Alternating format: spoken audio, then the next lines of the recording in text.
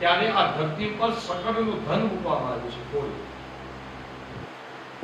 તો હે રાજા, મેં એની સમાધિ ઉખાડી અને એમાંથી આ ધન કાઢ્યું અને એ ધનથી, એ ધન દ્વારા છે કે આ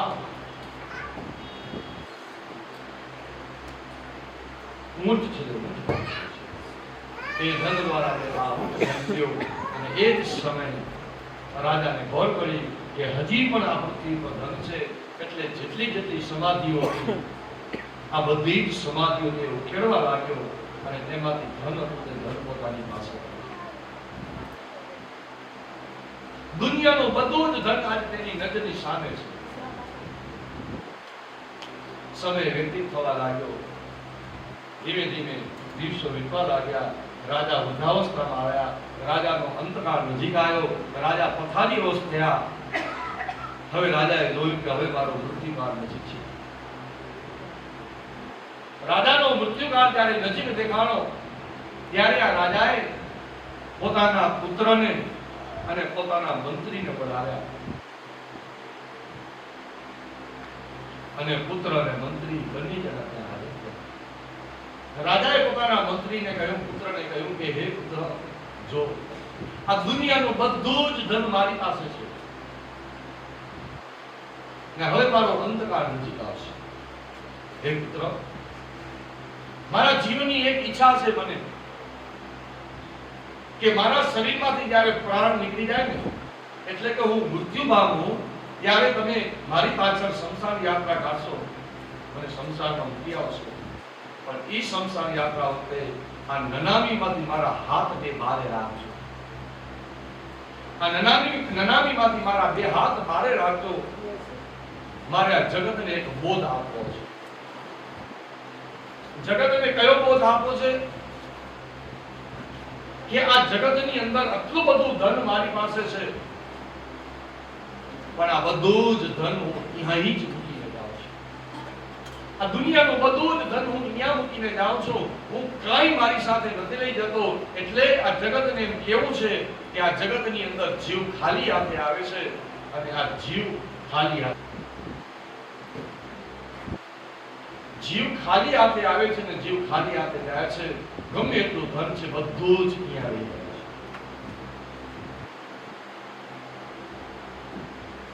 તો પછી તમારી ને મારી સાથે ચાલે છે શું?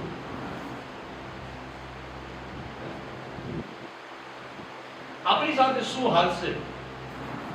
તો કીધું કે તમારી ને મારી સાથે હાલશે. તમારી ને મારી સાથે શું ચાલવાનું છે? તો તમારી પાસે જે ધન છે તે ધનથી તમે જે ધર્મ કર્યો છે, તમે ધનથી જે પુણ્ય કર્યા છે, તમે ધનથી જે કર્મ કર્યા છે, સકર્મ, એ તમારી ને મારી સાથે ચાલશે.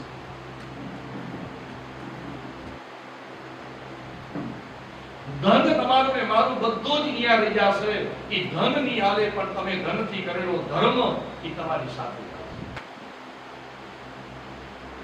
તો આપણે બધા શું કર્યું છે? જે વસ્તુ નથી આવવાની ને એની ભેગી કરી છે. જે વસ્તુ તમારી ને મારી સાથે ચાલવાની નથી, એ વસ્તુને ભેગી કર્યા કરી છે, ભેગી કર્યા કરી છે, ભેગી કર્યા કરી છે.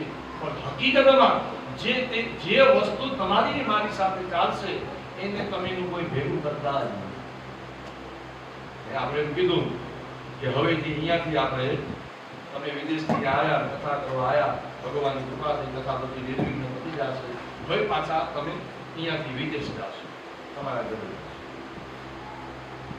તો હવે અહીંયાથી તમે કઈ વસ્તુ લઈ જાશો વિદેશ? તો તમે ને હું અહીંયાથી એ વસ્તુ લઈ જાશો કે જ્યાં તમને ને મને ઉપયોગમાં આવે એ વસ્તુની ખરીદી કરી કા. અને એ ખરીદીમાં પણ લિમિટ છે પાછી. કારણ કે એક માં લઈ જાવ છો તો 10 કિલાથી માથે નહીં કે 20 કિલાથી માથે નહીં લઈ જાવ. તો હવે કઈ વસ્તુ ભેગી કરશો? તો જે વસ્તુની ઉમા તમને ને મને જરૂરિયાત છે ને એ વસ્તુ અહીંયાથી લઈ જાશો. કે જે વસ્તુ ઉમા નથી જડતી પણ અહીંયા કને ઇન્ડિયામાં જડી જશે. તો આપણે એવી વસ્તુ ભેગી કરીએ છીએ કે જે તમને ને મને ત્યાં ઉપયોગમાં આવે. એ જ પ્રકારે જીવનની અંદર સમજવાનું છે તમારે ને મારે કે મૃત્યુ પામ્યા પછી તમારી ને મારી સાથે કાંઈ જ નહીં ચાલે. તમારું ધન અહીંયા રહી જશે, તમારા ગાડી બંગલા દોલત વાડી બધું જ અહીંયા રહી જશે, તો હવે હાલશે શું? તો જે વસ્તુની જરૂરિયાત છે એ ધર્મને તમે તમારી સાથે લઈ આવો. સત્કર્મ કરો. ભગવાને સારી સંપત્તિ આપી હોય, સારું ધન આપ્યું હોય તો ધનથી ધર્મ કરો કે જે ધર્મ તમારી સાથે ચાલે, મૃત્યુ પામે. બાકી તો સાહેબ સંસાર યાત્રામાં તમારા દીકરા કે કોઈ પણ તમને મને લઈ જશે, એ તમારી પાસે જે વસ્તુ હશે ને બધી જ વસ્તુ લઈ જશે. અરે એટલે સુધીની તમારો સોનાનો દાંત હશે ને, એ એક આધી કરશે કે ના સોનાના ભાવો પણ બહુ વધી ગયા. તો આ જગત એક સ્વાર્થી છે, તો આપણી સાથે કાંઈ જ નહીં હાલે. એટલે ખાસ વસ્તુ સમજવા જેવી છે. જ્યારે તમે નંદ નામના રાજાએ જગતને ઈ જ બોધ આપ્યો છે કે જો હું ખાલી હાથે જાઉં છું ભાઈ, આવડું ધન છે છતાં હું કાંઈ નથી લઈ જતો. અને એ જ સમયે રાજા હતા, પણ વસ્તુ તમારી મારી સાથે ચાલશે. તો આ નંદ નામના રાજાએ જગતને બોધ આપ્યો. સમય જતા જતા નંદપુરનો નાશ બ્રાહ્મણ ચાણક્ય છે. ચાણક્યએ નંદપુરનો નાશ કરી અને મૌર્ય વંશની સ્થાપના કરશે. અને એ મૌર્ય વંશની અંદર પ્રથમ ચંદ્રગુપ્ત નામના રાજાને આ પૃથ્વીની રાજગાદી સોંપવામાં આવશે. સમય વ્યતીત થતાની સાથે જેમ જેમ વર્ષો વીતવા લાગશે તેમ તેમ આ પૃથ્વી ઉપર કલિયુગનો પ્રભાવ છે, કલિયુગનો પ્રભાવ વિશેષ વધવા લાગશે. અને સમય જતી પર આપણે જોઈ લીધું આપણો ઇતિહાસ. મુગલ રાજાઓ એટલે કે મુસ્લિમોએ આપણા ઉપર રાજ કર્યું, પછી તુર્ક રાજાઓ એટલે કે અંગ્રેજોએ પણ આપણા ઉપર રાજ કર્યું, અને હજી પણ આપણે બધાએ ગુલામ જ છીએ. આપણે અત્યારે કેના ગુલામ? તો કીધું રાજનેતાના ગુલામ. કોઈ જ ફ્રીડમમાં નથી. તમે ધ્યાનમાં તમે ને હું આજે પણ ગુલામ તરીકે જિંદગી જીવી. મુગલ રાજાઓ 1000 વર્ષ સુધી રાજ કરશે અને સમય જતા જતા આ ભારત ખંડના ભાગ પડી જશે. પછી તો સમય જતા આપણે અત્યારે જોઈએ છીએ ઇતિહાસ, તો આપણો આખો ભારત ખંડ છે, ભારત ખંડના ભાગ, બાંગ્લાદેશ બધું જ આપણા માલિક હતું. પણ સમય જતા જતા આ ભારત દેશના ભાગ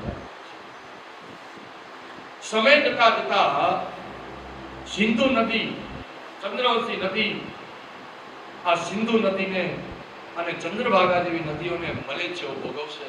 એ પણ આજે આપણે જોઈએ છીએ નજરની સામે. તો આ ભાગડા છો 60 વર્ષની, તમારી 70 વર્ષની ઉંમર છે, તો તમે એમ કહો કે હું તો મારા 15 વર્ષથી, મેં 15 વર્ષનો હતો ત્યારે મેં ભાગો સાંભળી. તેથી આ જ વસ્તુ હતી કે ચંદ્ર એમ કીધું કે કાશ્મીર જેવા પ્રદેશોને મળે છે ભોગવશે. કાશ્મીર જેવા દેશોને પણ મળે છે ભોગવશે. એ ભાગવતની અંદર છે. આજે પણ આપણે જોઈ છીએ ને કે ભલે ને એમાંથી એમ કીધું કે 107ની કલમ હટાવી નાખીએ, પણ આજે પણ કોઈ હિન્દુ વ્યક્તિ ત્યાં રહેવા માટે સમર્થનતા, કારણ કે મનમાં દીક તો બેઠી જ છે કે ત્યાંના લોકો તમને રહેવા દેતા નથી. માનસિક ત્રાસ સાથે ઓછીતાનો ડેરીનો ધંધો થાય છે. તો સમય જતા જતા કાશ્મીર જેવા દેશોને પણ મળી છે ભોગવશે. આ પ્રમાણે સમય જતા પછી જે બળવાન હશે અને જે કપટી હશે તે આ દેશનો રાજા થશે.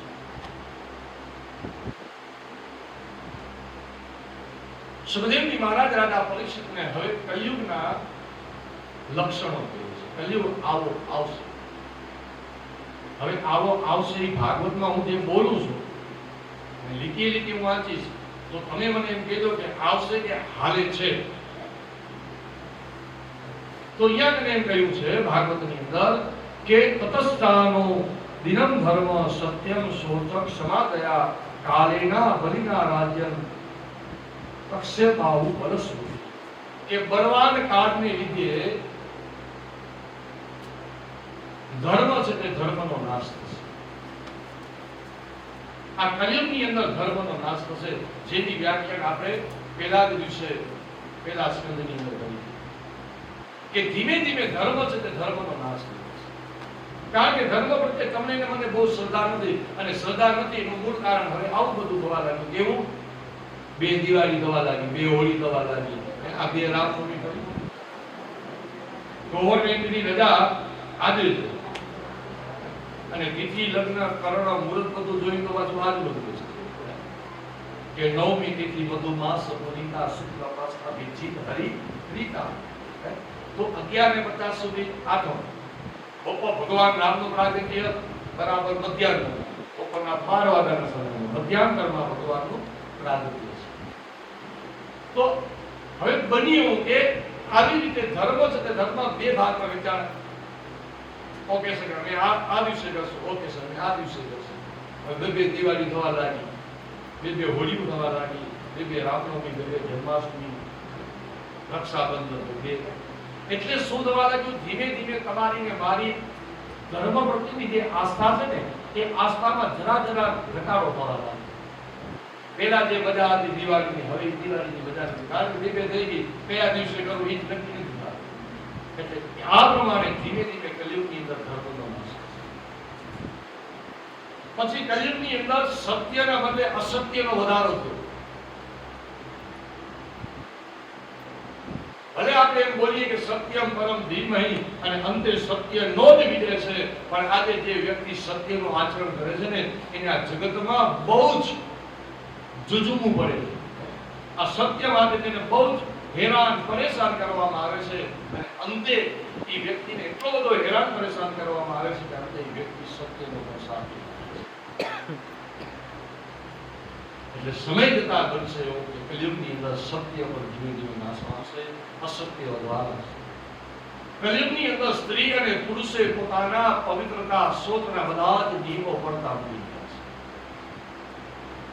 હવે તો આપણે કીધું કે અમુક કોમ્યુનિટીમાં જ આવા પવિત્રતાના નિયમો જે પડાય છે, બાકી ક્યાંય આવા નિયમો પડાતા નથી. પવિત્રતાના નિયમો ધીમે ધીમે નેવે મૂકી દીધા ભાઈ.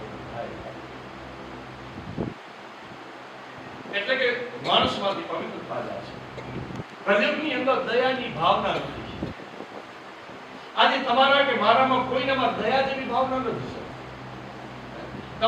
તમે આમ હાલા જતા હો રસ્તામાં અને કોઈકનું એક્સિડન્ટ થયું, કોઈ પડી ગયું, કોઈકને કંઈક થયું, તો તમને ને મને એવી દયા નહીં આવે કે લઈને બિચારા ઊભો કરું કે એક્સિડન્ટ થયું તો લઈને હું એને એમ્બ્યુલન્સમાં લઈને મૂકી આવું હોસ્પિટલ. નહીં, આપણે શું મારો ઓળખીતો નથી, હાલે જાવ. એટલે કલિયુગમાંથી દયાની ભાવના માણસમાંથી આવી. સમય જતાની સાથે કલિયુગની અંદર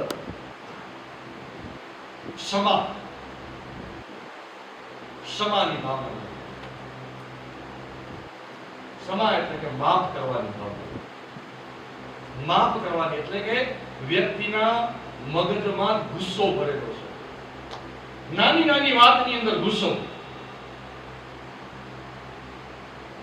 અને ગુસ્સો છે એનું મૂળ કારણ તમારા મારો આહાર ને વ્યવહાર બધા એવા થઈ ગયા. આહાર એવો થઈ ગયો છે તામસિક, કે આ તામસિક ભોજનના લીધે તમારા ને મારા મન એ ક્રોધાયમાન થઈ ગયા તામસિક.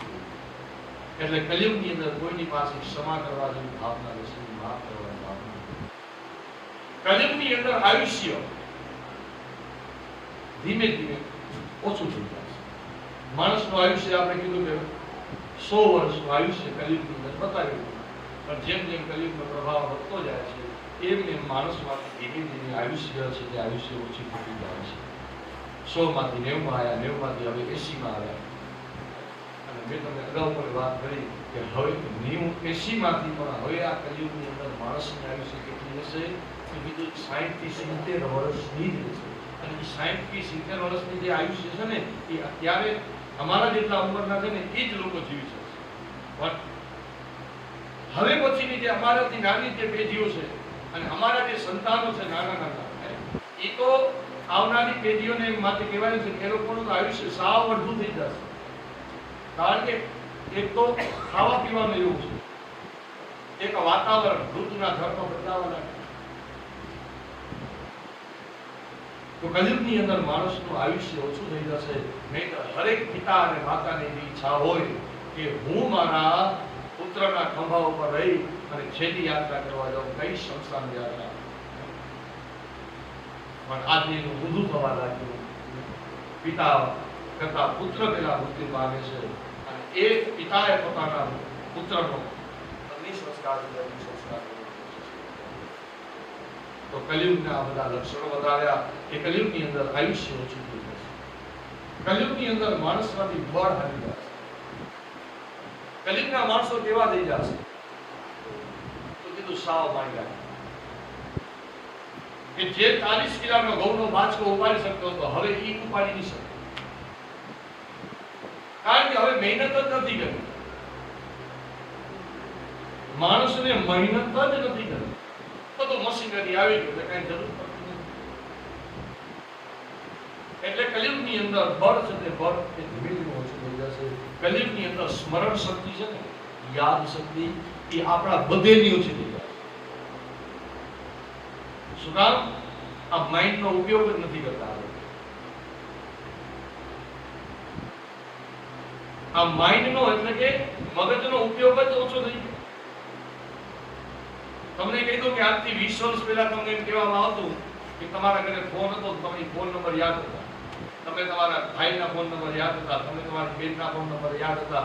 આજે એ જ વસ્તુ તમને કહી દો કે તમને પૂછું કે તમારા ભાઈના મોબાઈલ નંબર બોલો, મોબાઈલ મારી ગયો, મોઢે યાદ નથી. પેલા યાદ હતા, 20 વર્ષ પહેલા તમને મને ફોનના ડબલ યાદ નથી, યાદ હતા. પણ આજે મોબાઈલ આવી ગયો તો યાદ નથી. કારણ કે હવે યાદ કરવાની જરૂર નથી ને, કે સીધો મોબાઈલમાં સેવ કરી નાખો, જેવો લગાવો એટલે સીધું સ્વિચ દબાવો એટલે લાગી. એટલે આ પ્રમાણે માઇન્ડનો ઉપયોગ નથી. પછી ગણતરી, કેલ્ક્યુલેટર,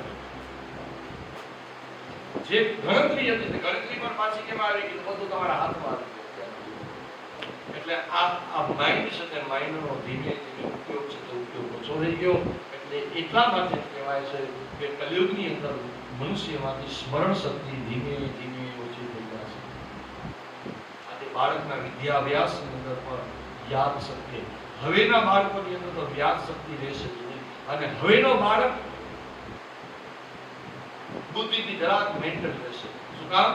એનું કારણ છે કે અત્યારના સમયની અંદર તમે ને હું આપણા બાળકોને મોબાઈલ જ આપી દીધા છે. આ મોબાઈલ એટલો દૂષિત છે. આ મોબાઈલ આપણા દીકરાને આપણે આપીએ છીએ, એટલો ખરાબ મોબાઈલ છે, એટલો ખરાબ મોબાઈલ છે કે દીકરાનો વિકાસ થવાનો જ નથી. કારણ કે આખો દિવસ મોબાઈલ જોયા કરે છે. તમને મને કઈ કામ હોય ભલે અત્યારે મોબાઈલ જો, હું કામ કરું, રસોઈ કરજો, મોબાઈલ જોયા. એટલે ધીમે ધીમે માણસમાંથી સ્મરણ શક્તિ છે તે ઓછી થઈ જશે. કલયુગની અંદર પ્રાધાન્ય કેને આપવામાં આવશે? માન કેને મળશે? તો કલયુગની અંદર માન એક જ વ્યક્તિને મળશે, કેને? કે જેની પાસે ધન છે ને એને મળશે. રૂપિયાવાળા વ્યક્તિને જ માન આપવામાં આવશે. કાલે એક શબ્દ બોલ્યો હતો કે નાણા વગરનો નાથીઓ નાણે નાથા લાખ. આ કલયુગની અંદર આ વસ્તુ સિદ્ધ થઈ છે. પછી તમારી જાતિ, પાતિ, જ્ઞાતિ, તમારી પાસે રૂપિયા કેવા છે, અનીતિના છે, એ કાંઈ જોવામાં આવશે નહીં. કે તમારી પાસે બ્લેક મની છે કે અનીતિનું કોટલું પચાવેલું તમારી પાસે છે. કારણ શું જોવામાં આવશે? તો કીધું ધનથી જોવામાં આવશે. તમે 5000 નું ક્યાંક દાન કરશો તો તમે ફૂલની માળા ફેરવશો, લાખ રૂપિયાનું દાન કરશો તો ફૂલની માળા ફેરવી છે એટલે ગામમાં તમારું માન વધી જશે. પણ ગામનો માણસ એની વિચારે કે આની પાસે જે ધન છે એ પાપનું ધન છે, અનીતિનું ધન છે, એ આ જગતમાં કોઈ વિચાર નથી. બસ એને અહીંયા મંદિરમાં દાન કર્યું ને લાખ રૂપિયા એટલે ફૂલની માળા. તો કલયુગની અંદર પ્રાધાન્ય આપવામાં આવશે ધનને, એની સંપત્તિને પ્રાધાન્ય આપવામાં આવશે. કલયુગની અંદર ન્યાયની વ્યવસ્થા કેવી રીતે કરવામાં આવશે? તો કીધું બળ અને સંપત્તિ ગમે એવો હોય. અત્યારે ઇન્ડિયામાં તો એવું છે તમારા હોવાથી, પણ ન્યાય એમ કહેવાય છે કે તમે ગમે એવો ક્રાઇમ કરો ને, તમે ગમે એવો ક્રાઇમ કર્યો હોય પણ એ ક્રિમિનલની પાસે જો રૂપિયા ઘણા બધા હોય ને તો એ ગમે એવા ક્રાઇમમાંથી છૂટી જાય. ગમે એવા ક્રાઇમમાંથી, ગમે એવું મર્ડર કર્યું હોય, તમે રૂપિયા પાણીની જેમ વાપરો તો એ નિર્દોષ વ્યક્તિ એમ કહેશે કે આ વ્યક્તિ નિર્દોષ છે. કારણ કે બધા જ વેચાઈ જાય. વકીલે વેચાઈ જાય, ન્યાયાધીશે વેચાઈ જાય અને ઉપર બેઠેલો અધિકારીઓ વેચાઈ જાય છે. એટલે ન્યાયની વ્યવસ્થા બળ અને સંપત્તિથી કરવામાં આવશે. કલયુગની અંદર દીકરી દીકરાના લગ્ન એકબીજાની રુચિ અનુસાર થશે. દીકરી દીકરાના લગ્ન એકબીજીની ઈચ્છા અનુસાર થશે. એમાં તમારું મારું કાંઈ ચાલશે નહીં. છેલ્લે આપણે એમ કેવું પડે કે ભાઈ આપણી જ્ઞાતિનો નથી તો કાંઈ નહીં, હિન્દુ છે એટલે હિન્દુ સમજી અને તમારે મારે શરણાગતિ સ્વીકારી લેવી પડશે જ. અને હવે તો યુગ જ એવો આવ્યો છે એટલે કોઈ દિવસ કોઈની સામે આંગળી જીતી શકશો નહીં. આ ધ્યાન રાખ. તમને એમ થાય કે મારી દીકરી ભણી ગઈ છે, મારો દીકરો ભણી ગયો, અમારી જ્ઞાતિમાં તમને વાંધો નથી, પણ સાહેબ તારો દીકરી કે દીકરો ભણી ગયો પણ તારી આવનારી જે પેઢી છે, પોતરો કે પોતરી કે દોયત્રી, અત્યારનો સમય એવો છે એટલે કોઈ દિવસ કોઈની સામે આંગળી ચીંધવી નહીં કે આની દીકરી ભાગી ગઈ ને ફલાણા દીકરી ભાગી ગઈ, આ જ્ઞાતિમાં ભાગી ગઈ, આ જ્ઞાતિ નહીં નહીં નહીં. અત્યારે તેવું વિચારજો જ નહીં કાંઈ. કોઈના પર મોઢે આ શબ્દો બોલવો નહીં. અહીંયા કને આ બધા કલિયુગના લક્ષણો આવ્યા છે કે સ્ત્રી પુરુષના લગ્ન કુળ ગોત્ર જોઈને નહીં પણ એકબીજાની રુચિ અનુસાર થશે. કલિયુગની અંદર બ્રાહ્મણોના ધર્મ છે એટલે બ્રાહ્મણોના ધર્મ બધા નાશ થશે. કલિયુગની અંદર વધારે બોલનારો બ્રાહ્મણ એ વિદ્વાન અને પંડિતાઈમાં પકડાઈ જશે, ઓછું બોલનારો બ્રાહ્મણ એ મૂર્ખતામાં પકડાશે. કલિયુગની અંદર દંભી લોકો સજ્જન ગણાશે. જે આપણે વાત કરી કે મુંહ ને નામ બદલ મેં છોડી, ઓહ મારો બરાબર બરાબર એકદમ બરાબર, આવા વ્યક્તિઓ સજ્જન ગણાશે. અને ધાર્મિક વ્યક્તિઓ એનું કોઈ માન કે સત્કાર રહેશે નહીં. કલિયુગની અંદર જે બળવાન હશે તે રાજા થશે અને એ જ રાજા પ્રજાની પાસેથી ટેક્સ પડાવશે. અહીંયા ભાગવતની અંદર લખ્યું છે કે કર, પણ કરને અત્યારના જમાનાની અંદર આપણે ટેક્સ કહીએ છીએ. જેથી પ્રજાની પાસે એટલો બધો ટેક્સ લેશે, એટલો બધો ટેક્સ લેશે કે જેનાથી પ્રજા બહુ જ હમણાં તમે મારે બેઠા હતા ભાઈ વાત કરી મહારાજ વાત સાચી કે હું જેટલું કમાઈને પછી સરકાર તમારી પાસેથી ટેક્સ લઈ જ લઈને ખબર જ પડી જાય કે આ વ્યક્તિ એટલું કમાણું લીધું છે તમારી પાસે અને આપવું જ પડે છે. પણ હા અંતે વર્તન પણ આપે જ છે, સારું છે, પણ એ ટેક્સ એટલો બધો આપવો પડે છે કે જેનાથી આપણે એમ થાય કે આપણે જે કમાય છે એમાંથી અડધે અડધું ગવર્મેન્ટને આપે. તો આવી રીતે આ કલિયુગની અંદર પ્રજા આવા કરથી બહુ જ પીડાશે અને એ ટેક્સ લગાડવા માટે એ અનેક નવા નવા પેંતરાઓ કર્યા કરશે. અને સમય જતાની સાથે કલિયુગની અંદર પ્રાણીઓના શરીર એક્સિડન્ટ થઈ જશે. એમ કીધું છે કે ગાય એ સાવ બકરી જેવી થઈ જશે. જે ગાયની હાઈટ છે એ બકરી જેવી થઈ જશે.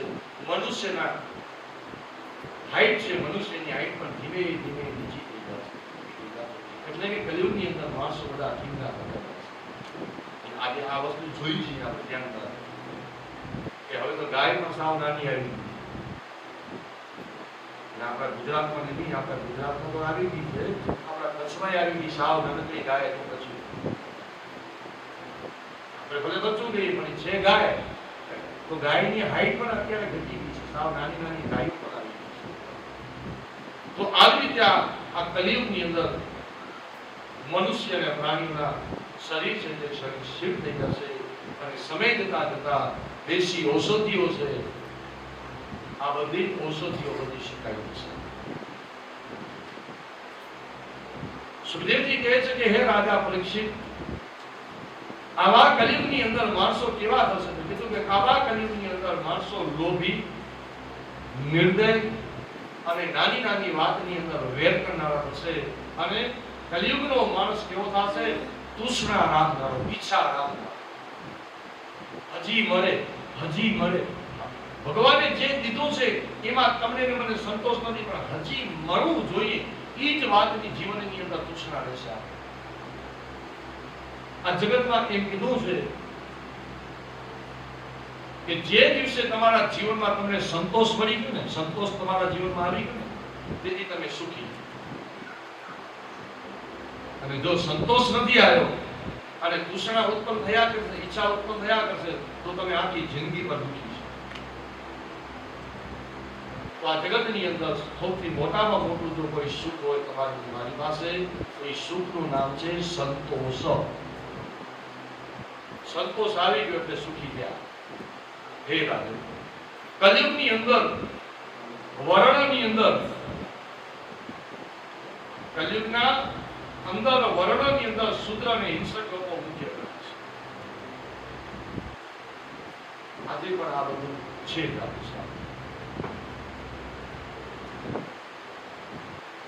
આજે તમારા અને મારા દીકરાઓ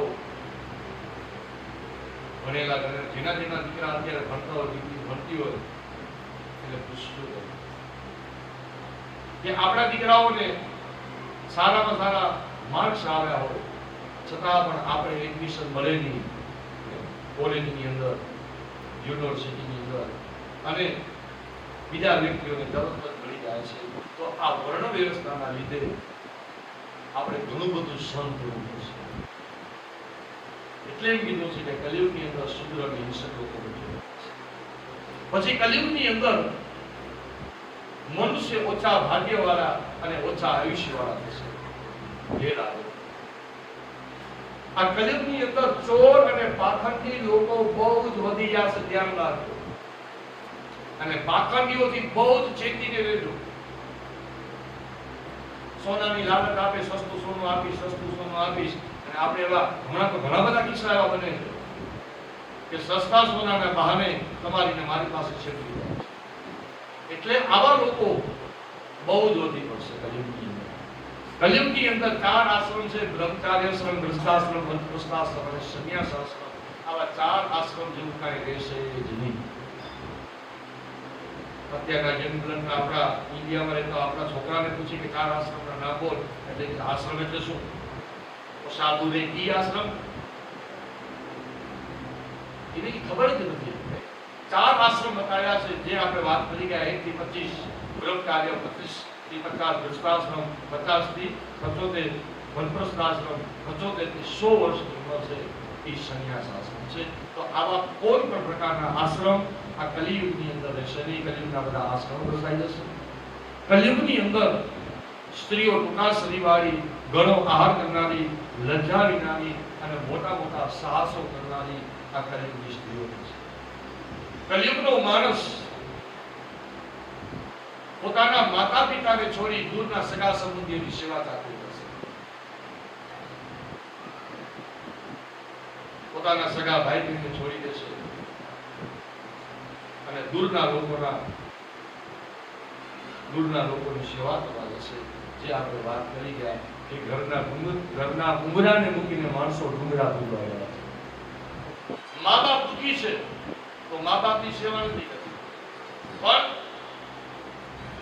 મંદિરે પગે પગે હું છેક માતાના મઢ જઈશ, માતાજીની સેવા કરી. તો તારા ઘરની અંદર તારી જે માં છે એની સેવા કરીને ભાઈ. હું માતાના મઢ જઈશ અને જે પદયાત્રીઓ જાય છે એ પદયાત્રીઓના હું પગ દબાવીશ, એને હું મલમ લગાવીશ. તારી માં કઈને મરી ગઈ કે મારા ગુડા દુખે દવાખાને લઈ જા, મલમ લગાવી દે. તો કોઈ દિવસ માને મલમ નથી લગાવી દીધો, કોઈ દિવસ આયુર્વેદિક નથી ઘસી દીધું અને પદયાત્રીઓની સેવા કરવા જાય. આ કલિયુગના માણસો છે. એટલે જ કીધું છે કે સગા માતા પિતાને છોડી અને સારા અને સારીઓની સલાહ છે. આપણા બધેનું આવું છે. ધ્યાનમાં રાખો. ખાલી એકની વાત નથી કરી કે ખાલી યજમાન, બધે આવી કે આજે અંગત વ્યક્તિને છોડી દીધા. તમે અંગત વ્યક્તિ ગયા તો તમારા સગા ભાઈ, સગા માતા પિતાને છોડી અને દૂરના સગા સંબંધીની સલાહ લી. દૂરના સગા સંબંધી ગયા તો કીધું સારું ને સારું. પોતાના સગા ભાઈને નથી પૂછવું, પોતાના સગા બેનને કાંઈ નથી પૂછવું, પણ સારો કે સારી એમ કે પટેલ આમીને આમ કરો, કુમાર આમીને આમ કરો. તો કુમાર કહેશે બરાબર, પણ એની માં એમ કહેશે દીકરા આમી કા ભાઈ તને ખબર ન પડે, બાપા તમે કાંઈ ન બોલજો. તો આજનો યુગ આવો આવી ગયો છે સાહેબ. સગા ભાઈ બહેન નથી ગમતા, પણ દૂરના સગા સંબંધીઓ તમને મને ગમે છે. સમય જતાની સાથે જ કલિયુગની અંદર પૃથ્વી અન્નથી રહિત થશે. હજી તમે જવા દો 20 વર્ષ, જીવતા હશો તો તમે બધા ભગવાનની કૃપાઓને જીવતા હોય તો ખબર પડશે કે અન્નના કેવા ફાંદા હોય છે. અન્ન માટે માણસો કેવા પરેશાન થશે, અન્ન માટે માણસો કેવા હેરાન થશે. કારણ કે સમય જતા જતા શું થયું? એક તો ઋતુના ધર્મોમાં ફેરફાર થયો, બદલાઈ ગઈ ને. ક્લાઇમેટ કેટલો ચેન્જ થઈ ગયો, તમે વિચાર તો કરો સાહેબ. આ ચૈત્ર મહિનામાં અત્યારે આ વરસાદ આવે, જે વરસાદની જરૂર હોય ત્યારે વરસાદ નથી આવતો, અને નથી જરૂર ત્યારે વરસાદ ઓછીતાનો આવે. એટલે થાય શું? તો તમારો તમારો પાક બગડે. જે અનાજ છે તે અનાજ તમારું ને મારું બગડશે. અને જ્યાં જ્યાં તમારી ને મારી વાડીઓ હતી, આજે માણસો વાડીઓ વેચવા લાગ્યા. ઈ બાર બેઠા તો ઈ બાપાએ તમારા આ ખેતરપાળના મંદિરથી કરીને આ બધી તમારી વાડી હતી. મારા બાપુજી, મારા દાદા, એ બે જ ઘરની હતી. અને આ બધી આખી વાડી અમારી. શું થયું? ધીમે ધીમે વેચાયું તો શું થયું? અહીંયા કને જે આટલા વર્ષોથી તમે ખેતી કરતા હતી, ખેતી થઈ બંધ. એટલે ધીમે ધીમે અનાજ ઉગવાનું તરીકે ઓછું. એટલે સમય જતા જતા શું થયું? શોર્ટેજ થયું. આવી જ રીતે અત્યારનો પણ સમય એવો છે સાહેબ કે હવે શું થવા લાગ્યું? તો જ્યાં ખેતી થતી હતી, ખેતરો, એ ખેતરોમાં શું આવવા લાગી? ફેક્ટરીઓ આવવા લાગી. એટલે ઉમાં પણ ચોમાસાના પાકના જે સીઝન રૂપી જે પાક થતા હતા એ પણ ધીમે ધીમે ઓછા. એટલે એક સમય એવો આવશે કે પૃથ્વી અન્નથી રહિત થશે. કારણ કે પ્રજા છે તે પ્રજા એ દુષ્કાળથી અને અનાવૃષ્ટિથી બહુ જ પરેશાન થશે. ક્યારેક વરસાદ નહીં પડે અને ક્યારેક અતિવૃષ્ટિ થશે. અતિવૃષ્ટિ એટલે એટલો બધો ધોધમાર વરસાદ વરસે કે તમારો મારો પાક રેતમ છેક હશે, સારામાં સારો પાક હશે, આખો સારામાં સારો પાક એ બધો હોય. આજે તો અતિવૃષ્ટિ તો ઘણી બધી થાય છે. ક્લાઇમેટ ચેન્જ થયું ને એનાથી આ પૃથ્વી ઉપર ઘણી બધી અસર પડવા લાગી છે. ઘણી બધી એટલે ઘણી બધી અસર થાય છે. તમે જોવો છો વરસાદના સિઝનની અંદર ચોમાસું થાય, અને એ ચોમાસાની અંદર ક્યાંક એટલો બધો વરસાદ હશે કે ગામના ગામ બધા તણાઈ જાય છે. હમણાં જ આપણે ગયા વર્ષના સમાચાર સાંભળ્યા, ઉત્તરાખંડની અંદર આખું ગામ પાણીની અંદર એક આખો ડુંગર ધસે છે. એ ધસતા ડુંગરની અંદર આખું ગામ એમાં થયું. તો આ બધા જ કલયુગના લક્ષણો છે. ઋતુના ધર્મો ધીમે ધીમે ફેરવાશે. કલયુગની અંદર શું થશે હવે? તો કીધું કે કલયુગની અંદર સમય જતા સ્ત્રી અને પુરુષના વસ્ત્ર ધીમે ધીમે ટૂંકા થઈ જશે, વસ્ત્ર ઓછા થઈ જશે. આજે આપણે જોઈ છીએ તમારા ને મારા વસ્ત્રો ધીમે ધીમે ટૂંકા થવા લાગ્યા. કલયુગની અંદર વસ્ત્રથી માણસ લુપ્ત થશે. કલયુગની અંદર સ્નાનથી પણ માણસ લુપ્ત થશે. સ્નાન કરવું નહીંતર આપણામાં 10-15 વર્ષ પહેલા સાંભળ્યું બરાબર કે તમે શૌચ ક્રિયા કરવા જાઓ એટલે ઘરવાળા નવરા સુનાઈ દે. શૌચ ક્રિયા કરવા ગયા તો તમારે મને સ્નાન કરાવતા. પણ હવે ધીમે ધીમે એ બધું ગયું. સવારના એકવાર નાયા બસ પૂરું થઈ ગયું. અને કદાચ વારીવાળો હોય કે કોઈ કડિયા કામ કરવા ગયો તો પાછો કામ કરીને આવે ત્યારે સ્નાન કરે.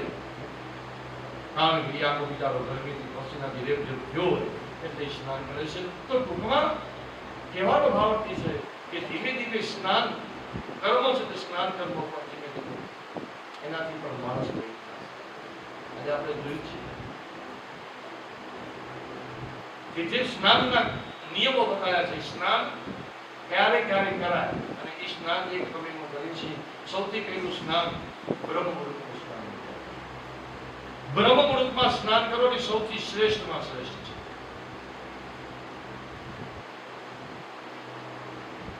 બ્રહ્મમુહૂર્તનું સ્નાન એ દેવ સ્નાન છે. એક દેવ સ્નાન છે, પછી બીજું બતાવ્યું ઋષિ સ્નાન, ત્રીજું બતાવ્યું છે મનુષ્ય સ્નાન અને ચોથું બતાવ્યું છે રાક્ષસી સ્નાન. દેવ, ઋષિ, મનુષ્ય અને રાક્ષસી સ્નાન. દેવ સ્નાન 3:30 થી 4:30 વાગ્યાની વચમાં જે સ્નાન કરીએ છીએ દેવ સ્નાન છે. 4:30 થી 5:30 વાગ્યાની વચમાં જે સ્નાન કરીએ છીએ તે ઋષિ સ્નાન છે. અને 5:30 પછી સૂર્ય ઉદય થાય એટલે લગભગ 6 વાગે ઉદય થઈ જાય. હમણાં જરા 6:15 થાય તો સૂર્ય ઉદય થાય એનાથી પહેલા જે તમે સ્નાન કરીએ છીએ એ મનુષ્ય સ્નાન છે. એટલે કે સૂર્યનારાયણ ભગવાન ઉદય થાય એનાથી પહેલા તમે શૌચ ક્રિયા કરી લો, સ્નાન કરી લો, એ મનુષ્ય સ્નાન છે. અને સૂર્યનારાયણ ભગવાન ઉદય થઈ ગયા પછી આપણે સ્નાન કરીએ છીએ એ શાસ્ત્ર એમ કહે છે કે રાક્ષસી સ્નાન છે. હવે આપણે કયું સ્નાન કરીએ આપણે ખબર હોય એ આપણે ખબર હોય, કોઈને કહેવાય નહીં કે ભાઈ હું બદલાવ.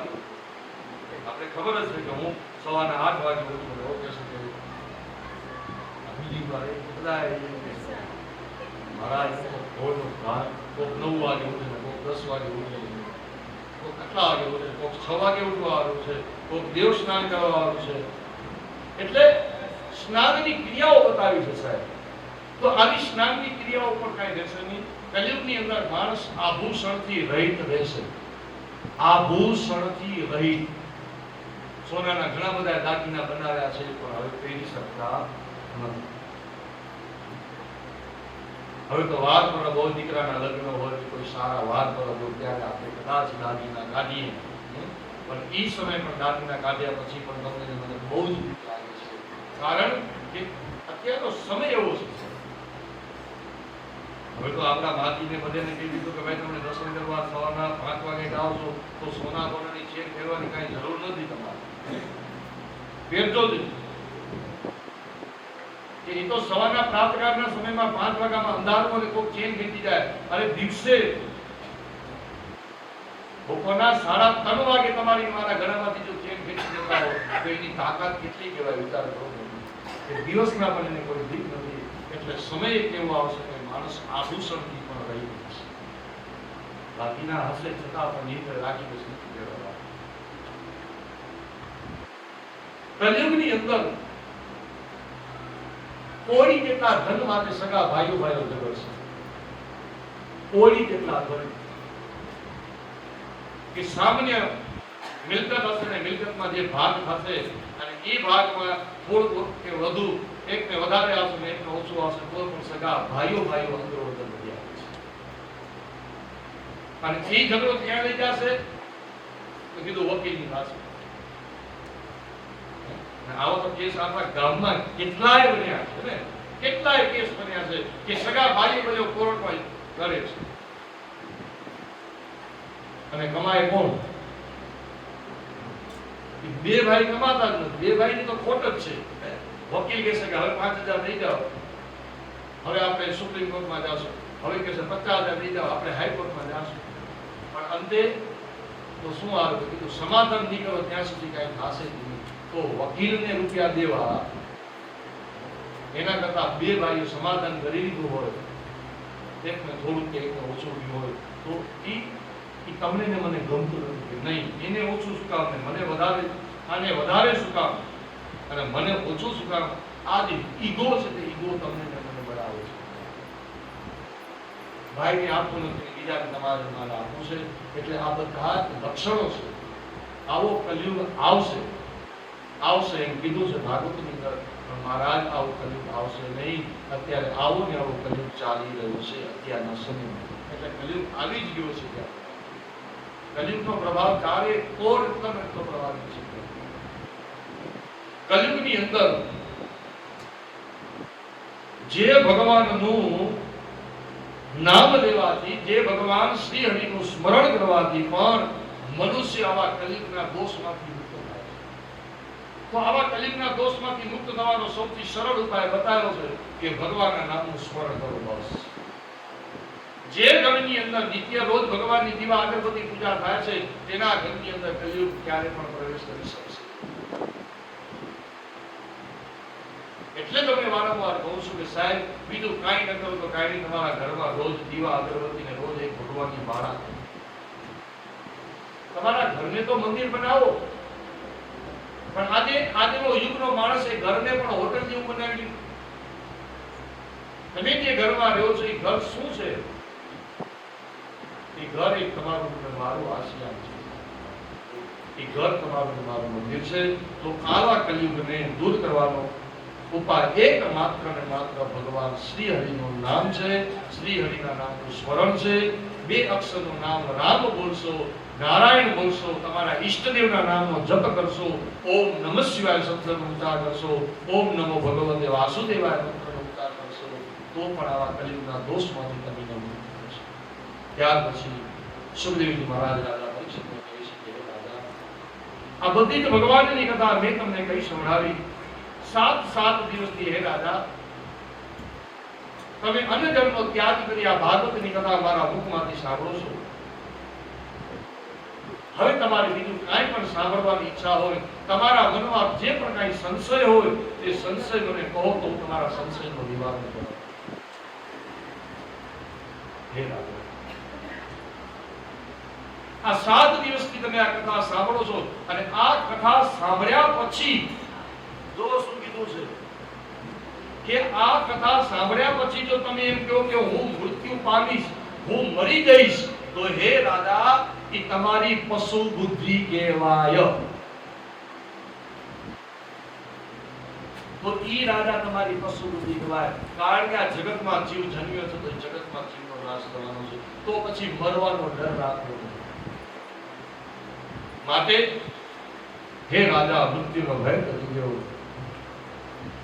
હે રાજા, કથા સાંભળ્યા પછી તમારે એટલું તો સમજવાનું છે કે આ જગતની અંદર આપણો દેહ શરીર ઉત્પન્ન થાય છે, આત્મા ઉત્પન્ન થતો નથી. કારણ કે આત્મા નાશ જ નથી પામતો, આત્મા મરતો જ નથી. હવે જે વસ્તુ મરતી નથી તો એ નાશ પામવાની નથી, અને નાશ પામવાની નથી તો એની પાછી ઉત્પત્તિ થવાની નથી. તો ઉત્પન્ન શું થાય છે? તો મનુષ્ય દેહ ઉત્પન્ન થાય છે, શરીર ઉત્પન્ન થાય છે. માટે આ તક્ષક નામનો જે નાગ આવશે એ માત્ર ને માત્ર તમારા શરીરને ગ્રસ્ત થઈ શકશે, તમારા આત્માને ક્યારે પણ મારી શકશે. માટે એ તમે મનથી જ એવો વિચાર કરો કે હું એક આત્મા સ્વરૂપ ઈશ્વરનું ચિંતન કરો. તમે આ દેહનો મોહ છોડી દો અને તમારું મન તમે પરમાત્મામાં સ્થિર કરી દો.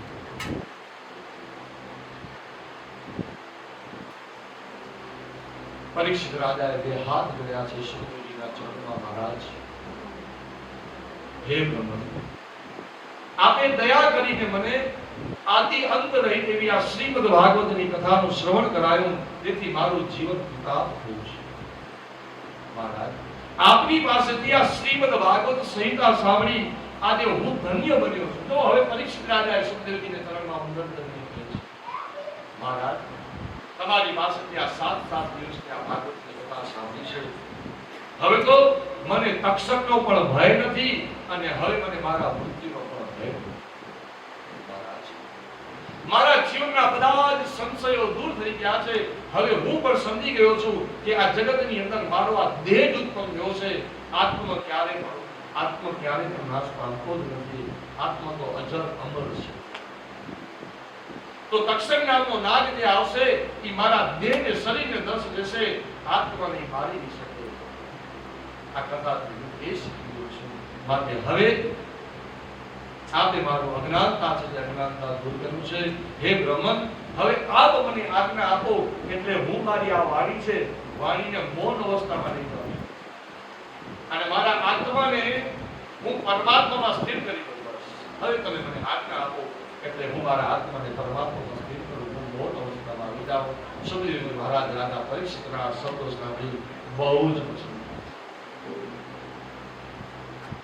સુખદેવજી કહે છે કે હે પરીક્ષિત, આટલી ભાવથી, આટલી શ્રદ્ધાથી તમે આ ભાગવતની કથા સાંભળીને મને પણ બહુ આનંદ. કારણ કે ભગવાનની કથા તો વક્તા અને શ્રોતાને બધેને પવિત્ર કરે છે. કથા સાંભળવા વાળા કેટલા જણા બેઠા છે એ મહત્વનું નથી, ધ્યાન રાખજો. કથા સાંભળવામાં કેટલા જણા અહીંયા બેઠા છે ને કેવડા જણા બેઠા છે એ મહત્વનું નથી. કથા સાંભળનારો વ્યક્તિ કેવો બેઠો છે એ જ મહત્વનું છે. રૂપિયાના 100 સિક્કા હોય પણ અંતે એ સિક્કાની બધીની ભેગા કરીને કિંમત લખી તો 100 જ રૂપિયા આવવાના છે. રૂપિયાના 100 સિક્કા દેતા હોય, પણ એને બધા ભેગા કરીને દુકાનવાળાને દેવા જાય તો એની કિંમત 100 આવે. 10 થી 10 જણા બેઠા હોય નોટ, તો પણ એની કિંમત 100 રૂપિયા આવવાની છે. અને 50 ની 2 નોટ હોય તો પણ એની કિંમત 100 જ આવવાની છે. અને 100 રૂપિયાની એક નોટ પણ બેઠી હોય અને એક નોટ પણ જો તમારી મારી પાસે હોય તો પણ એનું મૂલ્ય તો 100 જ હોય. એટલે ક્વોન્ટિટી કેટલી છે એ મહત્વનું નથી. તમારી ક્વોન્ટિટી કેટલી છે એ મહત્વનું નથી, ક્વોલિટી કેવી હોય એ મહત્વનું છે. તો હે રાજા, આજે હું પણ ધન્ય બન્યો છું કે તમે પ્રેમથી 7 દિવસથી આ વાત સાંભળી છે. આ પરીક્ષિત રાજાએ સુખદેવજી મહારાજના ચરણમાં વંદન કર્યા, તેની પ્રદક્ષિણા કરી. પછી તો સુખદેવજી મહારાજ ત્યાંથી વિદાય લે છે. જે સમય સુખદેવજી મહારાજે વિદાય લીધી એ જ સમય સાધુ સંતો ઋષિમુનિઓ સૌ કોઈ પોતપોતાના સ્થાનમાં ઉભા થઈ સુખદેવજી મહારાજનો જય જયકાર કર્યો છે. બોલીએ સુખદેવજી મહારાજની જય. શ્રી ભાગવત ભગવાનની જય. સુખદેવજી મહારાજ જે વનમાંથી આવ્યા હતા એ વનમાંથી સુખદેવજી મહારાજે વિદાય લીધી છે. બીજી બાજુ પરીક્ષિત રાજા છેલ્લે ગંગાજીમાં સ્નાન કરવા ગયા છે. છેલ્લે ગંગામાં સ્નાન કર્યું અને સ્નાન કરી ગર્ભના આસન પર વિરાજમાન થઈ પોતાના આત્માને પરમાત્મામાં સ્થિર કર્યો છે. એટલે કે પોતાનું મન ભગવાનમાં સ્થિર કર્યું છે. બીજી બાજુ તક્ષક નામનો નાગ એ પરીક્ષિત રાજાને દસ દેવા આવ્યો છે. કારણ કે બ્રાહ્મણના દીકરાનો શ્રાપ છે. તે તક્ષક નામનો નાગ પરીક્ષિત રાજાના શરીરે ગંગા નદીના કિનારે દસ દેવા માટે આવે છે. અને એ સમયે તક્ષક જે માર્ગથી આવતો હતો એ જ માર્ગની અંદર એક બ્રાહ્મણ એ પણ ગંગા નદીના કિનારે એ માર્ગ પર જતો હતો. એટલે તક્ષકે એક બ્રાહ્મણનો રૂપ ધારણ કર્યો અને પૂછ્યું છે કે હે દેવ, તમે ક્યાં જાઓ છો? ત્યારે આ બ્રાહ્મણે એમ કહ્યું કે ભાઈ, હું તો મારા રાજા પરીક્ષિતની પાસે. કેમ? અરે મારા રાજા પરીક્ષિતને આજે તક્ષક નામનો નાગ કરડવાનો છે અને મારા રાજાનું મૃત્યુ થશે, પણ હું મારા રાજાને પુનઃ સજીવન કરીશ.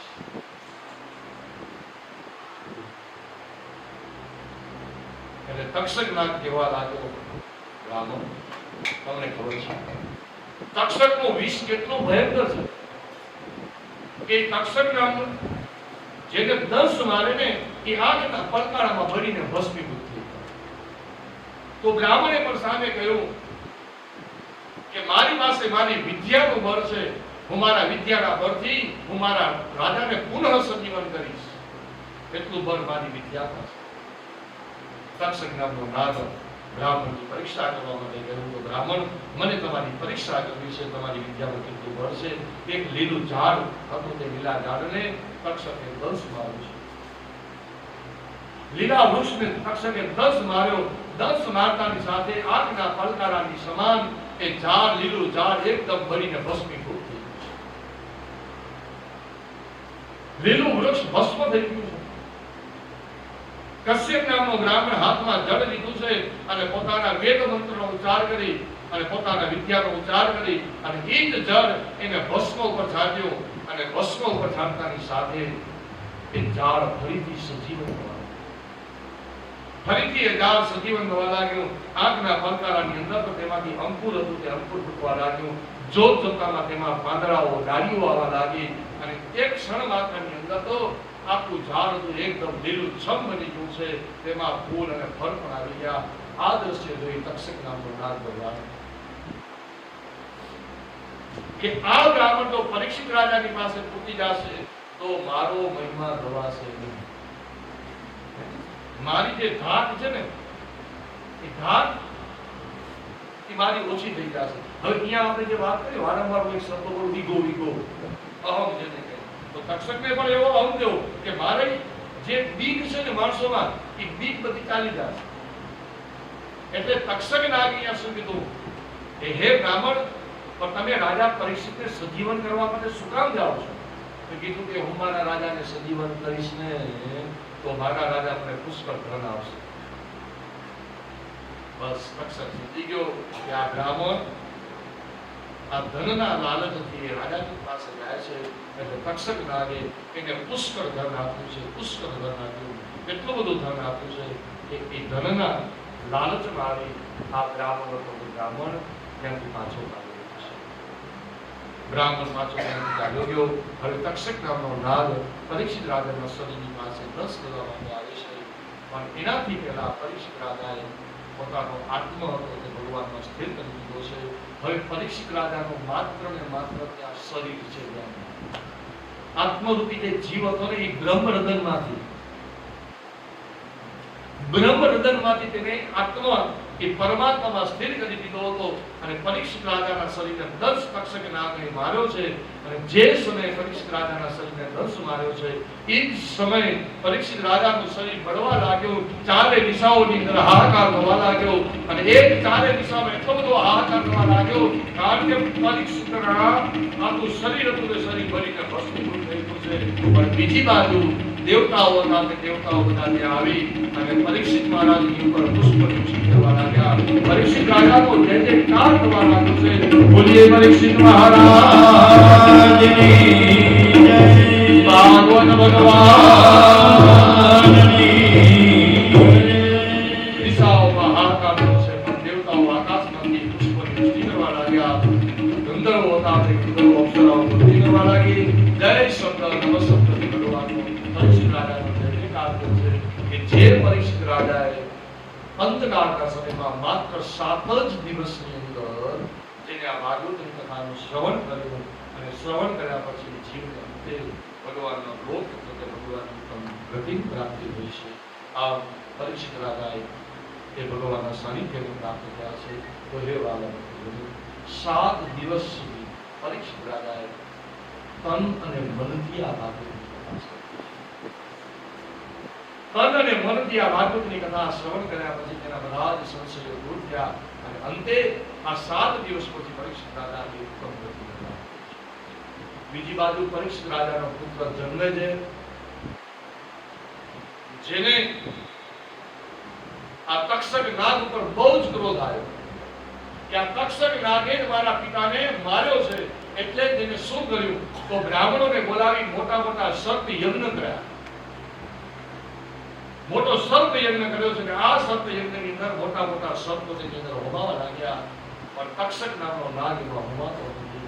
બ્રાહ્મણોને પૂછ્યું, હે બ્રાહ્મણો, હજી સુધી તક્ષક નાગ કેમ નથી હોમાણો? ત્યારે બ્રાહ્મણો કહેવા લાગ્યા કે અત્યારે આ તક્ષક નાગ એ પોતાના મૃત્યુના બીકથી એ ઇન્દ્રના શરણે ગયો છે, માટે ઇન્દ્ર એનું રક્ષણ કરે છે. અને ત્યારે બ્રાહ્મણો હતા તે બ્રાહ્મણોને જન્મે તે આજ્ઞા કરી. તો પછી ઇન્દ્ર સહિત તક્ષકને હોમો. આ બ્રાહ્મણો ઇન્દ્ર સહિત તક્ષકને હોમવાના મંત્રો ઉચ્ચાર કરવા લાગ્યા. એ જ સમયે સ્વર્ગમાંથી ઇન્દ્ર અને તક્ષક બંને જણા સ્વર્ગમાંથી પૃથ્વીલોકમાં નીચે પડવા લાગ્યા. આ દ્રશ્ય જોઈ દેવોના જે ગુરુ હતા બૃહસ્પતિ મહારાજ, એ ગુરુ બૃહસ્પતિ સામે જોયું ત્યારે આ ઋષિમુનિએ એના લલાટનું લખાણ વાંચ્યું. ખબર પડી કે આ બાળકનું આયુષ્ય તો 5 જ દિવસનું છે અને આપણે આ સેવા આપી દીધા આયુષ્યમાન ભવ. હવે તો આપણા વચન અસત્ય થશે. એટલે આ સપ્તઋષિએ પોતાના વચનને સત્ય કરવા માટે આ માર્કંડેય ઋષિને પોતાની સાથે માર્ગની અંદર કહેવા લાગ્યા કે હે ભારત, અમે ત્યાં પગે લાગીએ ને ત્યાં તું પણ અમારી સાથે ત્યાં પગે લાગજે. એટલે સપ્તઋષિઓ તેને ક્યાં લઈ ગયા છે? તો કીધું કે સપ્તઋષિઓ તેને લઈ ગયા છે બ્રહ્મલોક. બ્રહ્મલોકમાં લઈ ગયા, બ્રહ્માજીની પાસે ગયા. અને સપ્તઋષિઓ બ્રહ્માજીના પુત્ર હતા.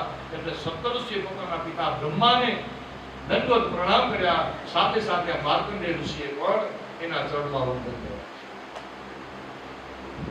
હવે સદતાથી બ્રહ્માજી આશીર્વાદ આપ્યા પોતાના પુત્રને કે આયુષ્યમાન ભવઃ, દીર્ઘ આયુષ્ય ભવઃ. અને એ જ સમયે સપ્તઋષિઓ ઊભા થયા અને નાચવા લાગ્યા, કૂદવા લાગ્યા અને પ્રસન્ન ચિત્તે બ્રહ્માજીના ચરણમાં વંદન કરવા લાગ્યા. બ્રહ્માજી પૂછવા લાગ્યા, આટલા બધા પ્રસન્ન કેના માટે થાવ છો? ત્યારે સપ્તઋષિઓની વાત કરી કે પિતાઓ, જોને આ બાળકને મેં જે લાવ્યા છે ને એનું આયુષ્ય 5 જ દિવસનું હતું, પણ અમારાથી અજાણતા એને આશીર્વાદ આપ્યા ગયા કે આયુષ્યમાન ભવ. એટલે અમારા મનમાં ડર બેસી ગયો કે અમારા વચન અસત્ય થશે પણ એ જ બાળક તમારી સાથે તમને પગે લાગ્યો તો તમે પણ એને આશીર્વાદ આપી દીધા, આયુષ્યમાન ભવો. એટલે બ્રહ્માજી કહેવા લાગ્યા કે હે ઋષિમુનિઓ, આ બાળક એ મારા સમાન લાંબો આયુષ્ય વાળો થશે. આ બાળકનું આયુષ્ય કેવું થશે તો 7 કલ્પનું આયુષ્ય મળશે. આવા આશીર્વાદ બ્રહ્માજી હતા તે બ્રહ્માજી આપ્યા છે. અને એ જ સમયે સપ્ત ઋષિઓના ચરણમાં વંદન કરી બ્રહ્મલોકમાંથી પાછા પૃથ્વીલોકમાં આવ્યા. અને એ જ માર્કંડેય ચરિત્ર આવી અને ભગવાન મહાદેવની પૂજા કરી. પછી તો માર્કંડેય ચરિત્રે આખી ચંડીપાઠ જેને આપણે દુર્ગા સપ્તશતી કહી છીએ, આ દુર્ગા સપ્તશતીની તો સુંદર મજાની રચના કરી. આ માર્કંડેય ચરિત્રની કથા જે પણ વિશે જાણે છે, સંભળાવે છે, એમને દીર્ઘ આયુષ્ય એટલે લાંબુ આયુષ્યની પ્રાપ્તિ થાય છે. અને ખાસ એની કથા બતાવે છે. સંતો મહાત્મા એમ કહે છે કે દીકરાના જન્મદિવસ હોય તેની ખાસ આ માર્કંડેય ચરિત્રનું ગાન એની પાસે કરાવજો. કારણ કે જેમ માર્કંડેયને લાંબુ આયુષ્ય મળ્યું છે તેમ હરેક માતા પિતાને પણ એમ હોય કે મારા પુત્રનું આયુષ્ય લાંબુ થાય. એટલે દીકરાને બની શકે તો મહાદેવના મંદિરે દર્શન કરાવો. જે દિવસે દીકરાના જન્મદિવસ હોય, દીકરી કે દીકરાના તેથી શિવના દર્શન, મહાદેવજીના દર્શન ચોક્કસ કરાવો. અને જો તમારી ઘરની બાજુમાં મહાદેવનું મંદિર ન હોય તો તમારા ઘરની અંદર જો ભગવાન શિવની પ્રતિમા હોય એના દર્શન કરાવો. અને એ પણ ન હોય તો તમે તમારા ઘરની અંદર ઓમ નમઃ શિવાય, ઓમ નમઃ શિવાય મંત્રનો જાપ તમે તમારા દીકરાની પાસે કરાવો. જેમ દીકરાની આપણે બર્થડે પાર્ટીમાં કેક આપીએ છીએ, કાંઈ વાંધો નહીં, તમે જેમ કરવું એમ કરો. કેક આપવાનો સમય તો આપણે ખબર છે ને 60 તો આપણા દીકરાનો જન્મદિવસ તો સવારના ઉઠીએ એટલે સીધા બધા દીકરા આપણા જન્મદિવસે ભગવાને પગે લાગવા દીકરો અને એમ કર જા ભગવાન મહાદેવના દર્શન કરીએ. મંદિર નથી આપણે કીધું તો ઘરમાં જે ભગવાન છે દીકરા 5 વખત ઓમ નમઃ શિવાય, ઓમ નમઃ શિવાય, ઓમ નમઃ શિવાય, ઓમ નમઃ શિવાય, ઓમ નમઃ શિવાય મંત્રનો જપ કરાવો તો આપણા દીકરાને પણ લાંબુ આયુષ્ય અને નિરોગી આયુષ્ય પ્રાપ્ત થશે. આ માર્કંડેય ચરિત્રની કથા બતાવી છે. ત્યાર પછી સૂર્ય અને તેના જન્મની કથા બતાવી છે. હવે ભાગવતની અંદર 12મા સ્કંદની અંદર 12મા અધ્યાયથી વિષયાનું ક્રમણિકા એટલે કે ભાગવતની હુંડીની કથા છે. ભાગવતની અંદર હુંડીની કથા છે. હુંડીની કથા એટલે રિવિઝન, પાછું. દીકરો 12 મહિના સુધી ભણે તો શું? હવે દીકરો સારું ભણ્યો છે કે નથી ભણ્યો એટલે એના માટે પરીક્ષા આવે. અને પરીક્ષા હોય એ સમયે દીકરો પછી વળી પાછો ચોપડી હાથમાં લઈ લે અને વાંચવા બેસી. તો આ જ પ્રમાણે 7 દિવસથી આપણે બધાએ ભાગવતની કથા સાંભળતા હતા. પણ આ 7 દિવસની અંદર જે કથા સાંભળી, હવે પરીક્ષા દેવાનો સમય જ્યારે આવે છે ત્યારે આપણે શું કરીએ છીએ તો આપણે હવે એનું વાંચન ઉપરથી કરી. કારણ કે બીજું તો બધું ભણી ગયા છે, આપણે ભણ્યા છીએ. અને પરીક્ષા દેવાનો સમય હોય ત્યારે ખાલી આપણી ઉપર નજર ફરાવવાની. આપણે આવે છે, આમ જાઓ એક વાર જોઈ લો, આપણે યાદ રહી. એમ ભાગવતની અંદર હુંડીની કથા એટલે કે ભાગવતના સંક્ષેપની કથા બતાવે છે કે જે વ્યક્તિથી 7 દિવસની અંદર એક દિવસ કથા સાંભળવાની ન હોય એવો વ્યક્તિ આ હુંડી સાંભળે છે, અથવા એક સત્રમાં આવવાનું હોય, અથવા એક ચરિત્ર પર જો એનાથી ન સંભળાવાનું હોય એવો વ્યક્તિ આ જો આ ભાગવતની આ હુંડીની કથા સાંભળે છે તો એને આખા ભાગવતનું ફળ પ્રાપ્ત થાય છે. તો ભાગવતની અંદર સૌપ્રથમ શું આવે છે તો ભાગવતના અંદર સૌપ્રથમ મહાત્મ્યની કથા આપણે સાંભળીએ. મહાત્મ્ય એટલે શું? તો કીધું મહાત્મ્ય એટલે કે ભાગવતનો પરિચય. જ્યાં સુધી આપણે એકબીજાને ઓળખીએ નહીં ત્યાં સુધી પ્રીતિ પ્રેમ વધે નહીં.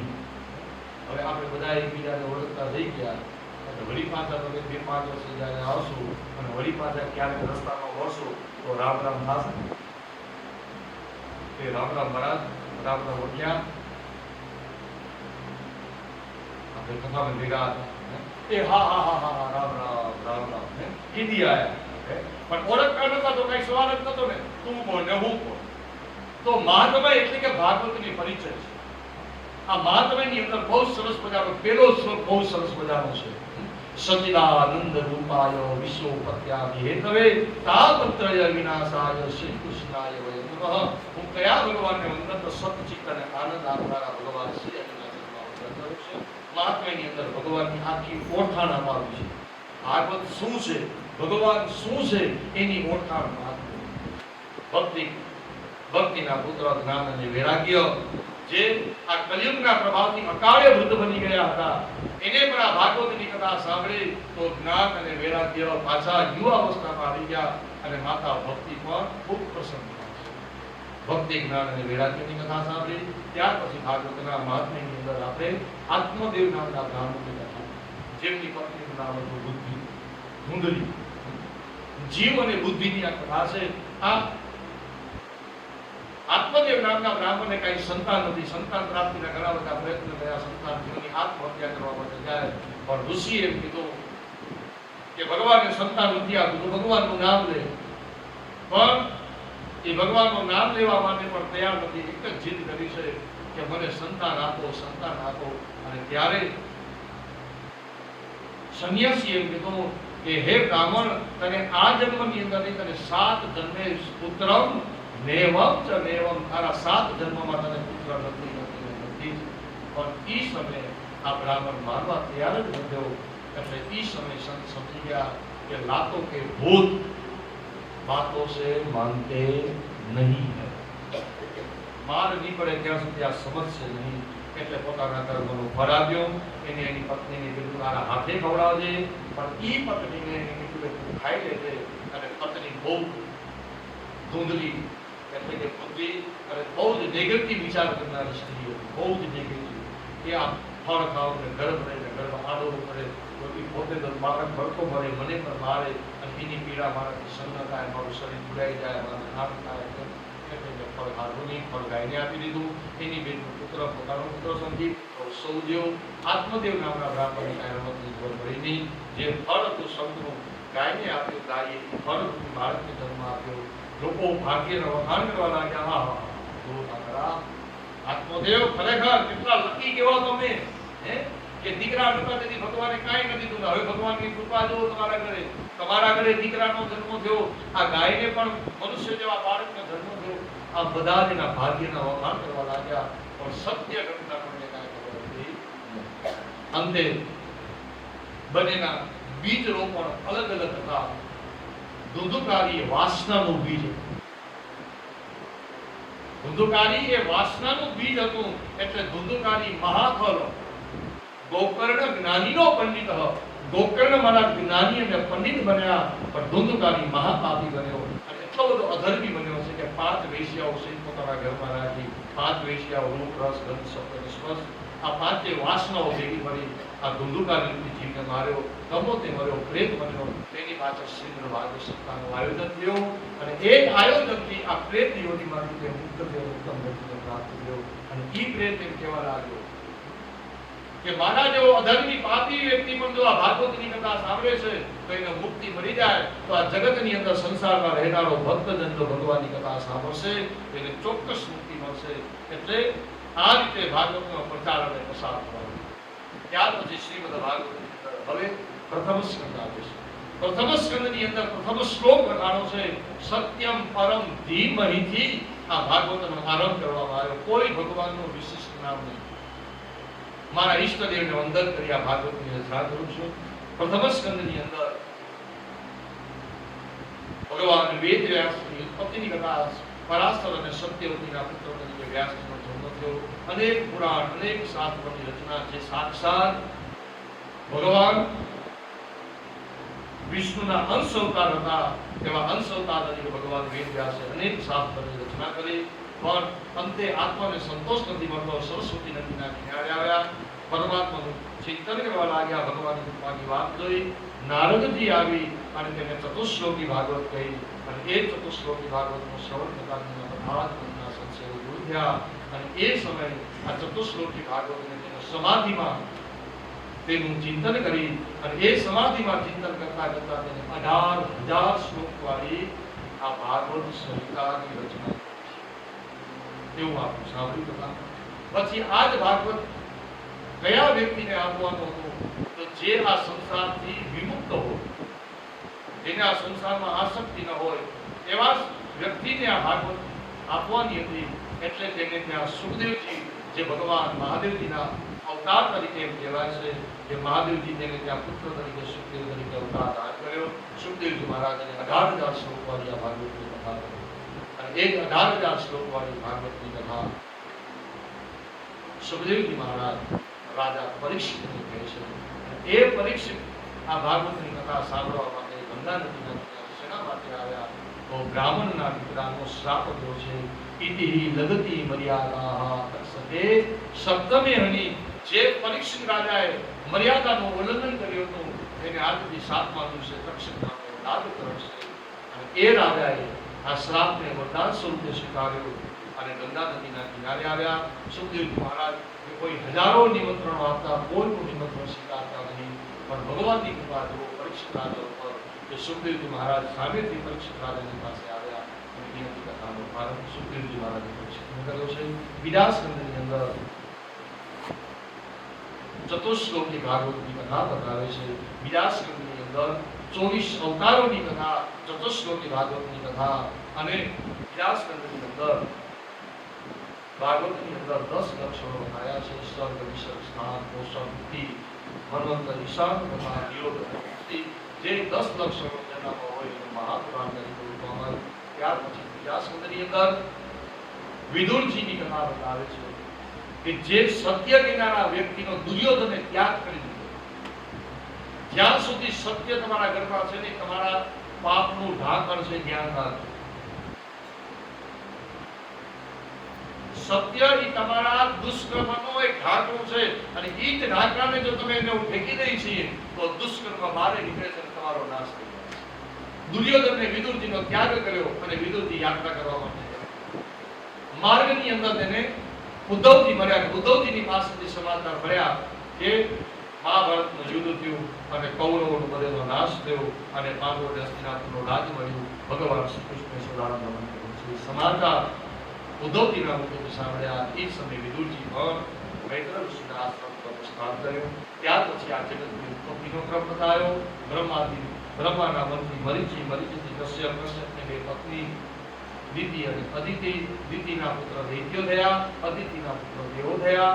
વાસનાથી મર્યાદાનું ઉલ્લંઘન થયું, એટલે તેના ઉદરમાંથી આવા જય અને વિજય નામના પાર્ષદો હિરણ્યાક્ષ અને હિરણ્યકશિપુ તેના ઉદરમાંથી થયા. અને એ જ હિરણ્યાક્ષને મારવા માટે ભગવાને વરાહ અવતાર ધારણ કરી અને હિરણ્યાક્ષનો નાશ કર્યો, પૃથ્વીનો ઉદ્ધાર કર્યો અને પૃથ્વી જળની ઉપર સ્થાપન. પછી આ જ પૃથ્વીનો ભાર કેને આપવામાં આવ્યો? મનુ મહારાજ અને રાણી શત્રુપા. શત્રુપાની 3 કન્યા, દેવતી, આકૃતિ અને પ્રસૂતિ. એમાં દેવતી નામની જે કન્યા છે, તેમના લગ્ન કરદમ નામના ઋષિ મુનિ સાથે. કરદમ ઋષિ કોઈ સામાન્ય નતા, સાક્ષાત ભગવાનના ઉત્તમ ભક્ત હતા. અને એ જ કરદમ ઋષિને ગૃહસ્થાશ્રમ જીવન જીવવાની ઈચ્છા ભગવાનની પાસે હતી છે. તો ગૃહસ્થાશ્રમ જીવન ભગવાનના કાર્યમાં ક્યારેય પણ વિક્ષેપ આપતું નથી. ગૃહસ્થાશ્રમ જીવન એ ભગવાનને પણ બહુ જ પ્રિય છે. ધ્યાન રાખજો કે જે વ્યક્તિ ગૃહસ્થાશ્રમ જીવન જીવે છે અને એ ગૃહસ્થાશ્રમ જીવનની અંદર ભગવાનને યાદ કરે છે ને, એ ભગવાનનો ઉત્તમ ભક્ત છે. અને એ જ દેવકીના લગ્ન કરદમ ઋષિની સાથે થયા અને તેમને ત્યાં એક પુત્ર થયો, જેનું નામ હતું કપિલ. આ કપિલ સાક્ષાત ભગવાનના અવતાર હતા. કપિલ અવતાર તરીકે ભગવાને પોતાની માતાને દેવકીને સુંદર મજાનો ઉપદેશ આપ્યો.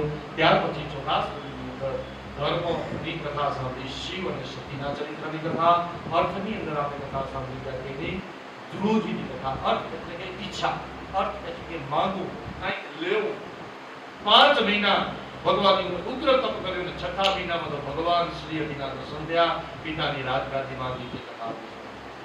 ત્યાર પછી 5મા સ્કંદની અંદર વૃષભદેવજીની કથા અને 5મા સ્કંદની અંદર આપણે કથા સાંભળી જળ ભળતું. અંતકાલે ચ મામેવં સ્મરન્તા કલેવરમ. અંતકાળના સમયે આ ભરતજી હરણના બચ્ચામાંથી મોહ છૂટ્યો જ નહીં. હરણને યાદ કરતા કરતા મર્યા બીજો જન્મ હતો તેનો હરણનો થયો, અને હરણની અવધિ મળ્યા પછી તો ભરતથી બહુ પશ્ચાતાપ કરવા લાગ્યો. મેં મારી પત્ની, ઘર-બાર બધું જ છોડી દીધું, મેં બધેમાંથી આસક્તમાંથી મુક્ત થયો હતો, પણ મને હરણના બચ્ચામાં આટલી આસક્તિ લાગી ગઈ કે જેથી મને આ હરણનો અવતાર લેવો પડ્યો. હરણની અવધિ પૂરી થાય પણ કર્મના ફળ ભોગવવા પડે છે, એટલે પાછો મનુષ્ય અવતાર કર્યો. પણ સારા કર્મ હતા એટલે સારા કુળમાં જન્મ થયો, બ્રાહ્મણના કુળમાં જન્મ થયો. એ કુળમાં તેનું નામ ભરત પાડવામાં આવ્યું. અને આ વખતે ભરતજીને પોતાની કરેલી કોઈ યાદ હતી, એટલે પોતાનું વર્તન જળ જેવું રાખ્યું છે, ગાંડા જેવું રાખ્યું, અને એ જળ ભરત તરીકે ઓળખાવ્યા. અને એ જળ ભરતે પોતાના જીવનની અંદર પોતાનું વર્તન સાવ જળ જેવું રાખ્યું, અને રઘુના જન્મ સુંદર મજાનું છઠ્ઠા અંદર અજામિલ બ્રાહ્મણની કથા. અજામિલ બ્રાહ્મણની કથા. અજા એટલે કે માયા. માયામાં જે લીન હતો, તમે આજે બધા માયામાં લખાયેલા છે, બંધાયેલા છે. પત્ની, બાળકો, માતા, પિતા, ભાઈ, કાકા, કાકી, ભાઈ, ભાભી, સગા, સબંધી, એમાં બધેમાં તમે બંધાયેલા છે. પણ એ બંધનમાંથી મુક્ત થવાનો સરળ ઉપાય કયો? તો ભગવાનનું નામ. અજામિલને આ માયામાંથી છોડાવવા માટે ભગવાને શું કર્યું કે તું તારા પુત્રનું નામ નારાયણ પાડ. એ અજામિલે પોતાના પુત્રનું નામ નારાયણ પાડ્યું. એટલે નારાયણ નારાયણ નારાયણ નારાયણ એના મુખમાંથી સતત ભગવાનનું ચિંતન થવા લાગ્યો, અને અંતે ભગવાનના સાનિધ્ય. તો ભગવાનના નામનો મહિમા રહે છે. તો આપણે પણ આપણા દીકરાઓના નામ, દીકરીઓના નામ ભગવાનના નામ ઉપરથી પાડીએ. આમ કદાચ ભગવાનનું નામ ન દેવાય આપણાથી, તો દીકરાને બોલાવવાના બહાને તો ભગવાનનું નામ દેવાય ને. નારાયણ અહીંયા આવ, નારાયણ અહીંયા આવ, ગોવિંદ અહીંયા આવ. પણ આપણે શું કરીએ? બધા નામ બગાડી નાખીએ. આપણે બધા નામ બગાડી નાખીએ. નારાયણ નામ હોય, એ નાની અહીંયા આવતા. રામ નામ હોય, રામજી નામ હોય, એ રામા અહીંયા આવ. રામો કે ત્યાં સુધી તો વાંધો નથી આવતો હોય, મને ખબર છે. સરસ મજાનું નામ રામજી, ગોવિંદ. આવા ભગવાનના નામ ઉપરથી આપણા દીકરાઓના નામ ભગવાનના નામ ઉપરથી પાડો. તમને એમ થાય કે જૂના નામ છે, તો સાહેબ તમે કીધું ને કે ઓલ્ડ ઇઝ ગોલ્ડ. અને જૂનું સોનું જેટલું તમે સંગ્રહેલું છે ને, એ આજે એની કિંમત વિશેષ હશે. આજના સોનામાં અને જૂના સોનામાં હાથી બનાવવો પડે છે. આજના સોનાની અંદર કદાચ મિલાવટ હશે, પણ તમારા બાપ દાદાના ઘરનું જે સોનું પડ્યું હશે તમારી પાસે ને, એ સોનું શુદ્ધ અને ચોખ્ખું છે. એટલે કહી છે કે ઓલ્ડ ઇઝ ગોલ્ડ છે. તો ભગવાનના નામ ઉપરથી ખાસ તમે તમારા ઘરમાં એવું વર્તન કરી નાખો કે હું મારા દીકરાનું કે દીકરીનું નામ ગોવિંદ કહીને જ બોલાવી છે. આ એક શબ્દ જ્યારે તમે બોલો છો ને, ત્યારે પણ તમારાથી એક વખત ભગવાનનું નામ બોલો. રામ શબ્દ બોલો છો તો તમારાથી ભગવાનના નામનો ઉચ્ચાર થાય. અને ભગવાન તો બહુ સરસ મજાની વાત કરી. રામ રામે તે રમે તે રામે મનોરમે સહસ્ત્ર નામ તત્તુલ્ય રામ નામે વરામ. અરે બગાસુ ગાતા, હાલતા, ચાલતા, ઉડતા, બેસતા, છીક ખાતા, દફડિયા ખાતા, રામ રામ કરતા કરતા પડી જાય તો ભગવાનનું નામ નીકળે. બગાસુ ગાતા ગાતા ભગવાનનું નામ નીકળે. તમારા મુખમાંથી ભગવાનનું સ્મરણ થવું જોઈએ. ગમે તે રીતે તમે ભગવાનને લ્યો, ભયથી લ્યો કે ભાવથી લ્યો, પ્રેમથી લ્યો કે ઈર્ષાથી લ્યો, પણ તમે પરમાત્માનું ચિંતન તમારી પાસે રાખો. બસ. તો રામ ભગવાનનો મહિમા ગાયો છે. અહીંયા તમે ભગવાનના નામનો મહિમા, 4 અક્ષરનું નામ નારાયણ બોલ્યો, જમના દૂધમાંથી મુક્ત થયો, ભગવાનના સાનિધ્યને પ્રાપ્ત થયો. 7મા સ્કંદની અંદર હિરણ્યકશિપુની કથા બતાવે છે. ભક્ત પ્રહલાદ, જેની ભક્તિ દ્રઢ હતી કે મારો ભગવાન બધી જગ્યાએ છે ને છે, આ દ્રઢ વિશ્વાસ હતો. એટલે મેં એમ કીધું કે આ લોખંડના સ્તંભની અંદર, અગ્નિના સ્તંભની અંદર પણ મારો ભગવાન રહેલો છે. અને 2 હાથ જોડી ભગવાનની પ્રાર્થના કરી. હિરણ્યકશિપુને ક્રોધ આવ્યો કે આ સ્તંભમાં કેમ ભગવાન હોય, જળની અંદર આ સ્થળની અંદર કેમ ભગવાને ગદાનો પ્રહાર કર્યો. અને એ જ સમય તેમાંથી નરસિંહ ભગવાન પ્રગટ થયા છે. અને એ જ નરસિંહ ભગવાને હિરણ્યકશિપુ નામના અસુર. તો અહીંયા ભક્તિનો વિશ્વાસ બતાવ્યો છે. ભગવાનના ભક્તજનને પોતાની ભક્તિ પર દ્રઢ વિશ્વાસ છે, તો એ દ્રઢ વિશ્વાસ ભગવાન પણ એનો પૂર્ણ કરે છે. તો આ સપ્તમ સ્કંદની અંદર કથા સાંભળી, અષ્ટમ સ્કંદની અંદર આપણે કથા સાંભળી. હે ગોવિંદ, હે ગોપાલ, અબધ જીવન. ગજેન્દ્ર હાથીને બીજો કોઈ જ ઉપાય ન સૂઝ્યો છેલ્લી અવસ્થામાં. શું? ભગવાનને બધો બસ. તો છેલ્લી અવસ્થા તમારી મારી આવે ત્યારે બધી જ ખબર છે આપણે બધે. કોઈ જ નહીં બતાવી શકે ભગવાન સિવાય તમારો મારો કોઈ આશરો જ નથી. એટલે ગજેન્દ્ર નામના હાથીએ જેમ ભગવાનને યાદ કર્યા તેમ અંધકારના સમયમાં સતત હરિસ્મરણ જતાર્યો. પછી આપણે કથા સાંભળી સમુદ્ર મંથનની, વામન અવતારની કથા. વામન ભગવાન જે બલિરાજાના યજ્ઞમાં ગયા અને 3 ડગલા ભગવાન આપણી પાસેથી માંગે છે.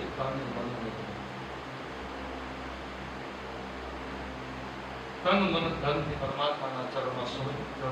અને એ બલિરાજાએ છેલ્લે આત્મનિવેદન કરી દીધું કે ભગવાન હું પણ તમારો જ કરીશ. પછી 9મા સ્કંદની અંદર આપણે કથાઓ, સૂર્યવંશની કથાઓ આવે છે. એમાં પણ આપણે આપણા ઈષ્ટદેવ ભગવાન રામચરિત્રની કથા સાંભળી છે. અને આ રામચરિત્રની કથા શ્રવણ કરતા મેં તમને કહ્યું કે ભગવાન રામચરિત્રની કથા એટલે કે રામાયણની કથા આ માણસને જીવતા શીખાડે છે કે જીવનની અંદર તમે જે પરિસ્થિતિમાં ઊભા છો, તમે સ્ત્રી છો કે પુરુષ છો, તમે મા છો કે બેન છો કે ભાઈ છો કે સાસુ છો, એ ધર્મ શીખાડે છે. રામાયણની કથા તમને તમારો ધર્મ સમજાવે છે કે તમે કયા ધર્મમાં છો તો તમારે આ પ્રમાણે જીવવું. તો રામચરિત્રની કથા આપણે બધા વિસ્તારથી સાંભળી. ત્યાર પછી 10મા સ્કંદની અંદર ભગવાનના પ્રાગટ્યની જ કથા બતાવી કે નંદ કે ઘરા નંદ ભયો જય કનૈયા લાલની. ભગવાને સૌથી પહેલા પૂતના નામની રાક્ષસીનો વધ કર્યો છે. એ કથા આપણે સાંભળી ગયા. ત્યાર પછી ભગવાને તૃણાવર, મકાસુર, વક્રાસુર, જંતાસુર, પ્રબલાસુર, અગાસુર આવા અનેક અસુરોનો નાશ કર્યો. ભગવાને બધેનો નાશ કર્યો, પણ ભગવાને કાલિયનાગનો નાશ કર્યો નથી. બધેને ભગવાને માર્યા હતા, પણ કાલિયનાગને માર્યો નથી. કાલિયનાગને ભગવાને શિક્ષા કરી છે. કેવી રીતે? એને નાખ્યો અને શિક્ષા કરવા માટે કીધું કે તું અહીંયાથી આગળ જા. ક્યાં? રમણીય દ્વીપ. એટલે આપણા શરીરની કોઈ ઇન્દ્રિયોને મરાય નહીં, ધ્યાન રાખ. આ એકાણું જીભથી કદાચ કંઈક ખવાઈ ગયું હોય અને આ એકાણું અને તમારાને મારાથી કંઈક ખોટું પાપ જોવાઈ ગયું હોય તો એનો મતલબ એ નથી કે આંખને ફોડી નાખ્યું કે જીભને કાપી નાખ્યું કે હાથને ફોડી નાખ્યું. એને શિક્ષા આપો. અને શિક્ષા આપવા માટે શું કરવાનું? તો કીધું કે એનું દમન કરી અને એ ઇન્દ્રિયોને પાછું ભગવાનના સત્સંગમાં લગાડો. કાલિયનાગ તત્વની કથામાં આવે છે. ત્યાર પછી ભગવાને ઇન્દ્રનો અભિમાન દૂર કરવા માટે ગોવર્ધન પર્વત ને પોતાની કચી આંગળી ઉપર ધારણ કર્યો હતો. આમ ગોવર્ધન લીલા કર્યા પછી ભગવાને કામને પણ અભિમાન દૂર કરવા માટે ભગવાને રાસલીલા રમ્યા હતા. અને એ રાસલીલા દ્વારા ભગવાને ગોપીઓના બધી મનોકામના પૂર્ણ કરી. પછી ભગવાન વ્રજ છોડી મથુરામાં ગયા. મથુરામાં જઈ પોતાના મામા કંસનો વધ કર્યો અને એ વધ કરી અને એ મથુરાનું રાજ કૃષ્ણ રાજાને આપવામાં આવ્યું. પછી ભગવાન વસુદેવ અને દેવકીના પુત્ર બની મથુરામાં રહ્યા છે. અને પોતાના મોટા ભાઈના લગ્ન થઈ ગયા પછી જ ભગવાને લગ્ન કર્યા છે. ભગવાનની આત્મકથાની અષ્ટધા પ્રકૃતિ જેને કહેવામાં આવે છે. પછી ભગવાન 16,100 કન્યાની સાથે લગ્ન કર્યા. એ કથા આપણે ભાગવતમાં સાંભળી. ત્યાર પછી ભગવાનના પરમ મિત્ર ભાઈબંધ કીને સાચી મિત્રતા કેને નિભાવી ભગવાને શીખવાડ્યું છે કે જેની આપણે સુદામા ચરિત્રની કથા. ત્યાર પછી આપણે કથા આજના દિવસના પ્રાતકાળના સમયમાં સાંભળી કે ત્રણેય દેવમાંથી જલ્દી પસંદ થનારા દેવ એક જ છે. કોણ? દેવાધિદેવ મહાદેવ. કાંઈ નથી આવતું તમને? કાંઈ વાંધો નહીં. ઓમ નમઃ શિવાય, ઓમ નમઃ શિવાય બોલી ભગવાન શિવને લોક ચડાવી દો. ભગવાન શિવ તમારા ઉપર પસંદ. ત્રણેય દેવમાંથી જલ્દી પસંદ થનારા દેવ ભગવાન દેવાધિદેવ મહાદેવ છે. તો ત્રણેય દેવમાં સૌથી મોટા દેવ ભગવાન શિવ છે. જલ્દી પસંદ થનારા દેવ ભગવાન શિવ છે અને સૌથી મોટા દેવ ભગવાન વિષ્ણુ છે. અને ઓમ બ્રહ્મા વિષ્ણુ મહેશ ત્રણેય એક જ છે. પણ એ સમય ત્રણેયના કર્તવ્ય અલગ અલગ છે. કીધું ને કે હું એક છું તો હું એકનો પતિ છું. મારી ઘરવાળી છે એનો પતિ છું. મારો એક દીકરો છે એનો હું બાપ છું. મારી માં છે એનો હું દીકરો છું. તો આ જ પ્રમાણે સત્ય, રજ અને તમોગુણ આ ત્રણ એકમાં જ રહેલા છે, પણ સમય સમય પ્રમાણે બદલાય છે. સવારનો પ્રાતકાળનો સમય છે ને સત્ય ગુણ છે. ધ્યાનમાં સવારના પ્રાતકાળના સમયમાં તમને સારા જ વિચાર આવે. પછી મધ્યાહનનો સમય કેવો છે? રજોગુણ, ક્રોધ, લોભ વધતો જાય. અને રાત્રિનો સમય છે એ કામ ઈચ્છા ઉત્પન્ન કરવાનો એટલે કે તમો ગુણ બતાવે છે. તો આ પ્રમાણે 10મો સ્કંદ છે. 10મો સ્કંદની વાર્તાવળી 11મા સ્કંદની અંદર આપણે ભગવાને પોતાના યાદવકુળ ને બ્રાહ્મણોનો શ્રાપ અપાઈ પોતાના યાદવકુળનો સંહાર કર્યો. ભગવાને યાદવનો સંહાર કરી અને ભગવાને તે સંહાર કરાયા. 12મા સ્કંદની અંદર પરીક્ષિત રાજાએ 7 દિવસ આ ભાગવતની કથા સાંભળી ઉત્તમ પ્રાપ્તિ થઈ છે. આવી આ ભાગવતની કથા આપણે બધા 7 દિવસ બધા ભેગા મળી અને અહીંયાથી આપણે બધા સાંભળી. સુંદર મજાનું આ કથાનું આયોજન અને આપણે બધાએ પ્રેમથી ભાવથી બધાએ આ ભાગવતની કથા સાંભળી છે. આપણે જાણીએ છીએ કે આ કથા નિમિત્ત પિતૃઓની છે. એક વ્યક્તિ નિમિત્ત હોય પણ પ્રસાદ તો બધાને મળે. ઠાકર થાળી ધરાવે એક જણો, બાકી પ્રસાદ આપણે બધાને મળતો. એમ વ્યક્તિ એક નિમિત્ત બને છે પણ એનો પ્રસાદ એનો લાહો આપણે બધાને મળ્યો છે. સ્વર્ગસ્થ શિવજી દેવસિંહ ગોરસિયા અને માતૃશ્રી દેવબેન શિવજી ગોરસિયાની પાછળ એટલે કે માતા પિતાની પાછળ આ ભાગવતની કથાનું આયોજન અને સમસ્ત પિતૃ પછી મારા ઘરે મારા દાદા થઈ જ ગઈ છે. થઈ જ ગઈ હોય મારા દાદાએ કરી જ હોય, મારા બાપુજી કથા કરી જ છે. છતાં પણ એમ થાય કે સમસ્ત પિતૃની કથા એટલે સમસ્ત પિતૃની કથા કરવામાં આવે. પછી આપણે કીધું કે 2 પોથી બીજી એક રાખી આત્મકલ્યાણ મારા જીવતા જીવ કરી લઈ હાથે સાથે. તો ગોવિંદભાઈ અને વિમળાબેને પોતાના આત્મકલ્યાણ આમ સુંદર મજાનું શ્રીમદ ભાગવતની કથાનું સરસ મજાનું આયોજન કર્યું છે. આમ ગોવિંદભાઈ શિવજી ગોરસિયા, વિમળાબેન ગોવિંદ ગોરસિયા પરિવાર, સમસ્ત પરિવાર તેમના સગા ભાઈઓ બધા આવ્યા છે અને ગોવિંદભાઈના તો ભાઈઓ આવ્યા, સાથે સાથે વિમળાબેનના પણ ભાઈઓએ આ ભાગવતની કથામાં બહુ સુંદર મજાનો લાભ લીધો. ભાઈઓએ લીધો તો સાથે સાથે બહેનોએ પણ લીધો. એટલે આખો પરિવાર બધાએ પિતૃ પક્ષના ખરા ને મોસા પક્ષના એટલે કે પોતાની પત્નીના પક્ષના બધાએ સાથે પરિવાર ભેગો પડી આવું સરસ મજાનું સુંદર મજાનું આ શ્રીમદ ભાગવતની કથાનું 7 દિવસનું આયોજન આપણે બધાએ નિહાળ્યું. આ કથા આપણે બધાએ પ્રેમથી સાંભળી છે. મેં તમને અગાઉ પણ કીધું કે લગભગ 10-12 વર્ષ પહેલા આ ગ્રંથની અંદર ભાગવતની કથા થઈ ચૂકી છે, છતાં પણ બીજી વખત પણ આ ભાગવતની કથાનું આયોજન થયું છે. તો આ ભગવાનની કૃપા કહેવાય. બડે ભાગ જો મનુષ્ય તન પાવે અને ભાગ્યો દહે ન બહુ જ બાર ગામના હો તેમ કેવું ભણવા આ વિમળા આ ફલા આ દીકરા એટલા સત્સંગી વાત નથી પણ ગામમાં ને ગામમાં આપણે કીધું કે અતિ પરિચય છે ને અતિ પરિચય જે વાત કરી ગયા હતા એ અતિ પરિચય વધી હતો એટલે અતિ પરિચય છે એટલે એકબીજાને કઈ આવતું જ નથી પણ દૂર ન હોય તેમ કેવું ભણવું છે શું કથા તો આપણે બધા અંદરો અંદર બધા એક જ છીએ, એક જ ગામના એક જ આપણે બધા છીએ, આપણે બધા એકબીજાને જાણીએ છીએ. તો વધારે સમય આપણે આગળ જઈશું નહીં પણ ટૂંકમાં આ ભાગવતની આ 7 દિવસની અંદર આપણે જે પણ કંઈ ભગવાનના કથાના ગુણાનુવાદ સાયા સાંભળ્યા બધાએ પ્રેમથી ભગવાનની પૂજા અર્ચન કરી. આવેલા બ્રાહ્મણો સરસ મજાના પાઠ કર્યા, ખાસ મિત્ર સરસ મજાનો આપણે બધાએ ભેગા મળીને આવું સરસ મજાનું આયોજન એકલાથી કરતા આપણે જાણી છીએ બધેનો સાથ સહકાર જોઈએ. તો આવો સરસ મજાના સાથ સહકાર જેને તેને પણ આ કથા મંડળની અંદર કથાની અંદર સાથ આપ્યો છે ભગવાન એને પણ ભગવાન સુખ શાંતિ અને સમૃદ્ધિ આપે અને પરમાત્મા એના પર બધાનો વ્રત પૂરા કરે આવી ભાવના રાખી ત્યાં શ્રીમદ ભાગવતની કથાને આપણે વિરામ આપશું. કથાની પૂર્ણાવૃત્તિ ન હોય વિરામ દે છે તો આવી આ સરસ મજાની આ કથા 7 દિવસની ભાગવતની કથાને વિરામ આપીએ. એક માટે વિરામ આપતા બધા પરમાત્માની પાસે બોલીએ કૃષ્ણ કનૈયા લાલની જય, દ્વારિકાધીશની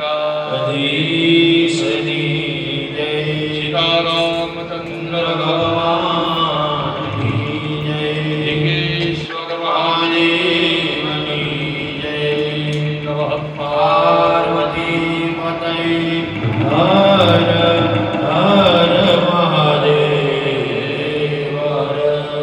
અચ્યુતં કેશવં શ્રીરામનારાયણ શ્રી કૃષ્ણ દામોદરં શ્રી વાસુદેવં શ્રીધરં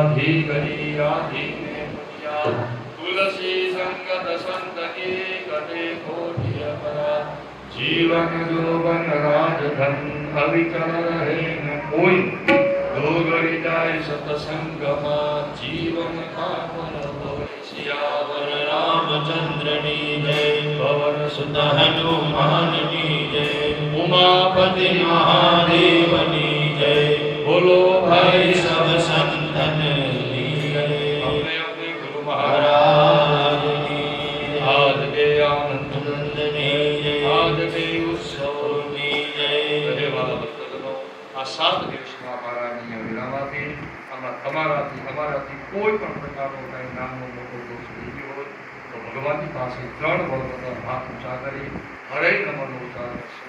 મારી પાસે તમે બધા કરજો. ઓમ હરહે નમઃ ઓમ હરે નમઃ ઓમ હરહે નમઃ ઓમ હરે નમઃ ઓમ હરહે નમઃ ઓમ હરે નમઃ હરે કૃષ્ણ કનૈયા લાલની કે રાજા રામ રામ રામ સીતા રામ રામ રામ રાજા રામ રામ રામ સીતા રામ રાજા રામ રામ રામ સીતા રામ રામ રામ રાજા રામ રામ રામ સીતા રામ રામ રાજા રામ રામ રામ સીતા રામ રામ રામ રાજા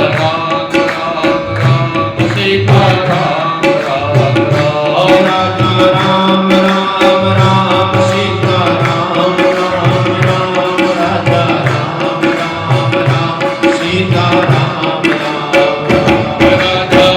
રામ રાજા રામ રામ રામ સીતા રામ રામ રામ રાજા રામ રામ સીતા રાજા રામ રામ રામ સીતા રામ રામ રામ રાજા રામ રામ રામ સીતા રામ રામ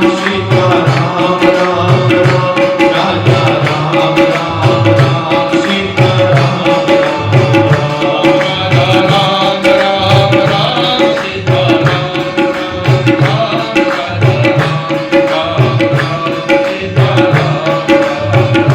રાજા રામ રામ રામ સીતા રામ રામ રામ રાજા રામ રામ રામ સીતા રામ રાજા રામ રામ રામ સીતા રામ રામ રામ રાજા રામ રામ રામ સીતા રામ રામ રામ રામ સીતા રામ રામ રામ રાજા રામ રામ રામ સીતા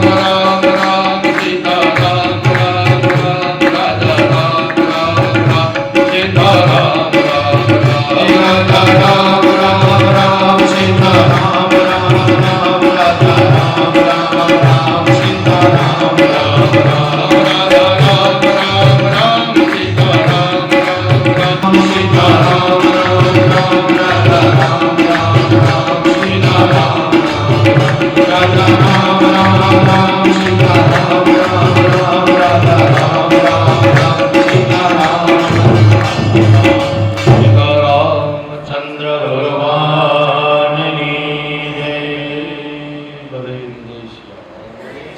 ચાલો ભગવાન આનો શીરો કર્યો રે મેં તો સાકર ભગવાનનો શીરો કર્યો રે એને તાંબા આકાશમાં ટાઢો કર્યો રે એને તાંબા આકાશમાં ટાઢો દીન કર્યા ઠોકરા રે મેં તો ભગલે ભેટી નાગરા ઢોકરા એ જબર જમતો વેલીને મના મોકળા રે જબર જમતો ભગવાન મેલા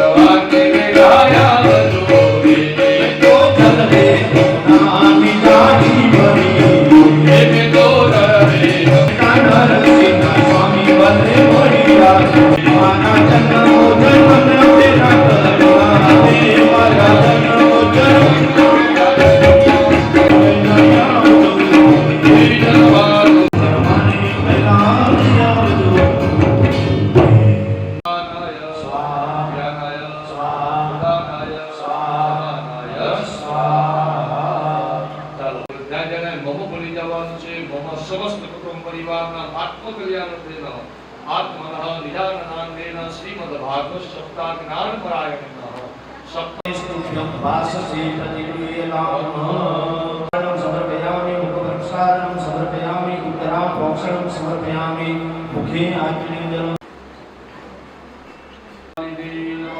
गंधा सर्वैः